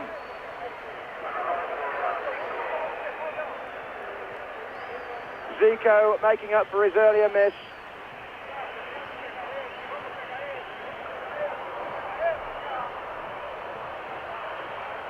And it looks like Bruno Bellon next. France, remember, are technically 1 ahead, but he's got to put this in the net to keep them there.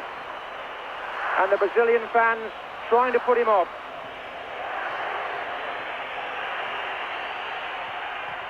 Oh, well, hit the post, hit the keeper and went in.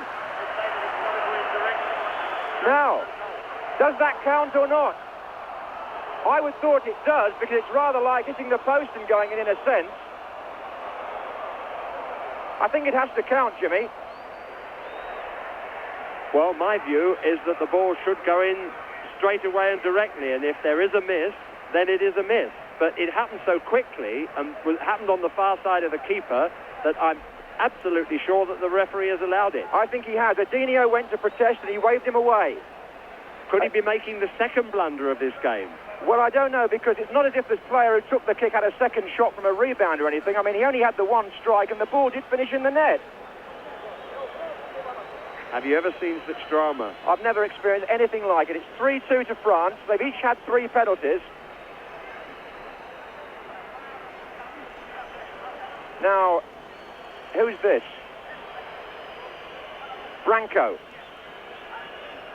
If he was to miss this, Brazil are in really serious trouble. They're 3-2 down, remember. See, he's arguing with the referee there, John. I can see it. The referee's saying it's got to be on the spot, but the centre of the spot is worn and becoming increasingly worn, and you risk actually stubbing the ball if it's sitting too low. It's Branco. Goal. It's 3-3, but France have 1 kick in hand. And I suppose this is the moment really for Michel Platini, who's walking forward to take responsibility and try and put France 4-3 up in the penalty competition.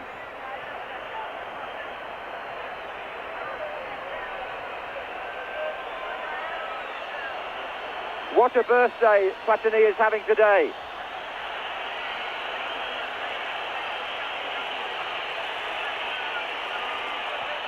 Oh my goodness, he skied it. Would you believe that?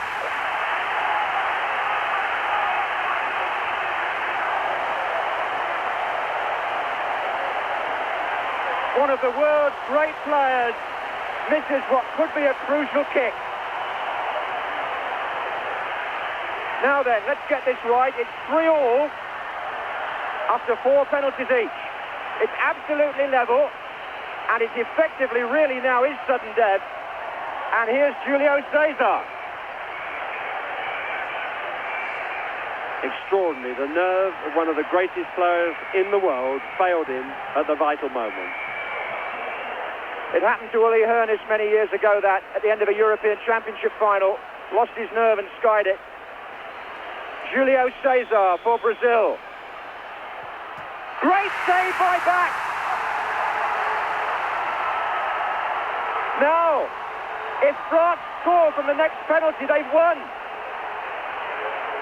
If France can put the last one away, it will be the last one, because that would give them victory 4-3 now, and it's going to be Luis Fernandez. What a responsibility. I'd rather be taking it to win than to equalise. Great stop by Bats again. Is justice going to be done after all? Because if this shot goes past Carlos into the net, then France are through to the semi-finals, and Carlos will have been punished for that cynical foul in the closing stages of extra time. The football world holds its breath.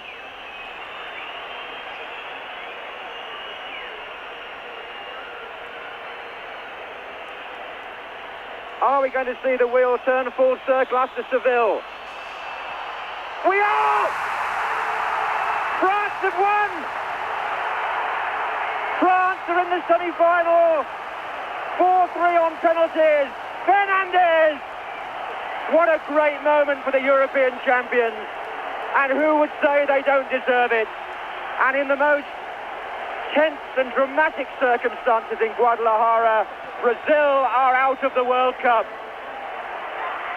And thank goodness that in the end, some higher authority dispensed the justice which the French deserved, and which the Brazilians, without any doubt, did not. So after the heartbreak of Spain, when France went out to West Germany on penalties, when their goalkeeper was cynical, today they've got their just desserts after the professional foul, as it will be called, although it isn't professional really, by the goalkeeper, had left France without a winning goal in extra time. They won the penalty competition by 4 successful kicks to 3, and the hero really, when it all dies down, is Joel Bax, the goalkeeper, because he saved a penalty in normal time and then produced 2 more in the penalty competition. But that man there, Fernandez, he kept his nerve when it mattered. And there's been so much excitement here in Guadalajara. I'm sure those of you at home who've shared it will understand that the news and weather has been delayed. But what has now not been delayed is France's progress into the semi-finals of the World Cup. They will play either Mexico or West Germany, and the favourites, Brazil, are out of the competition on the wrong end of the final score in Guadalajara for the first time. France go through.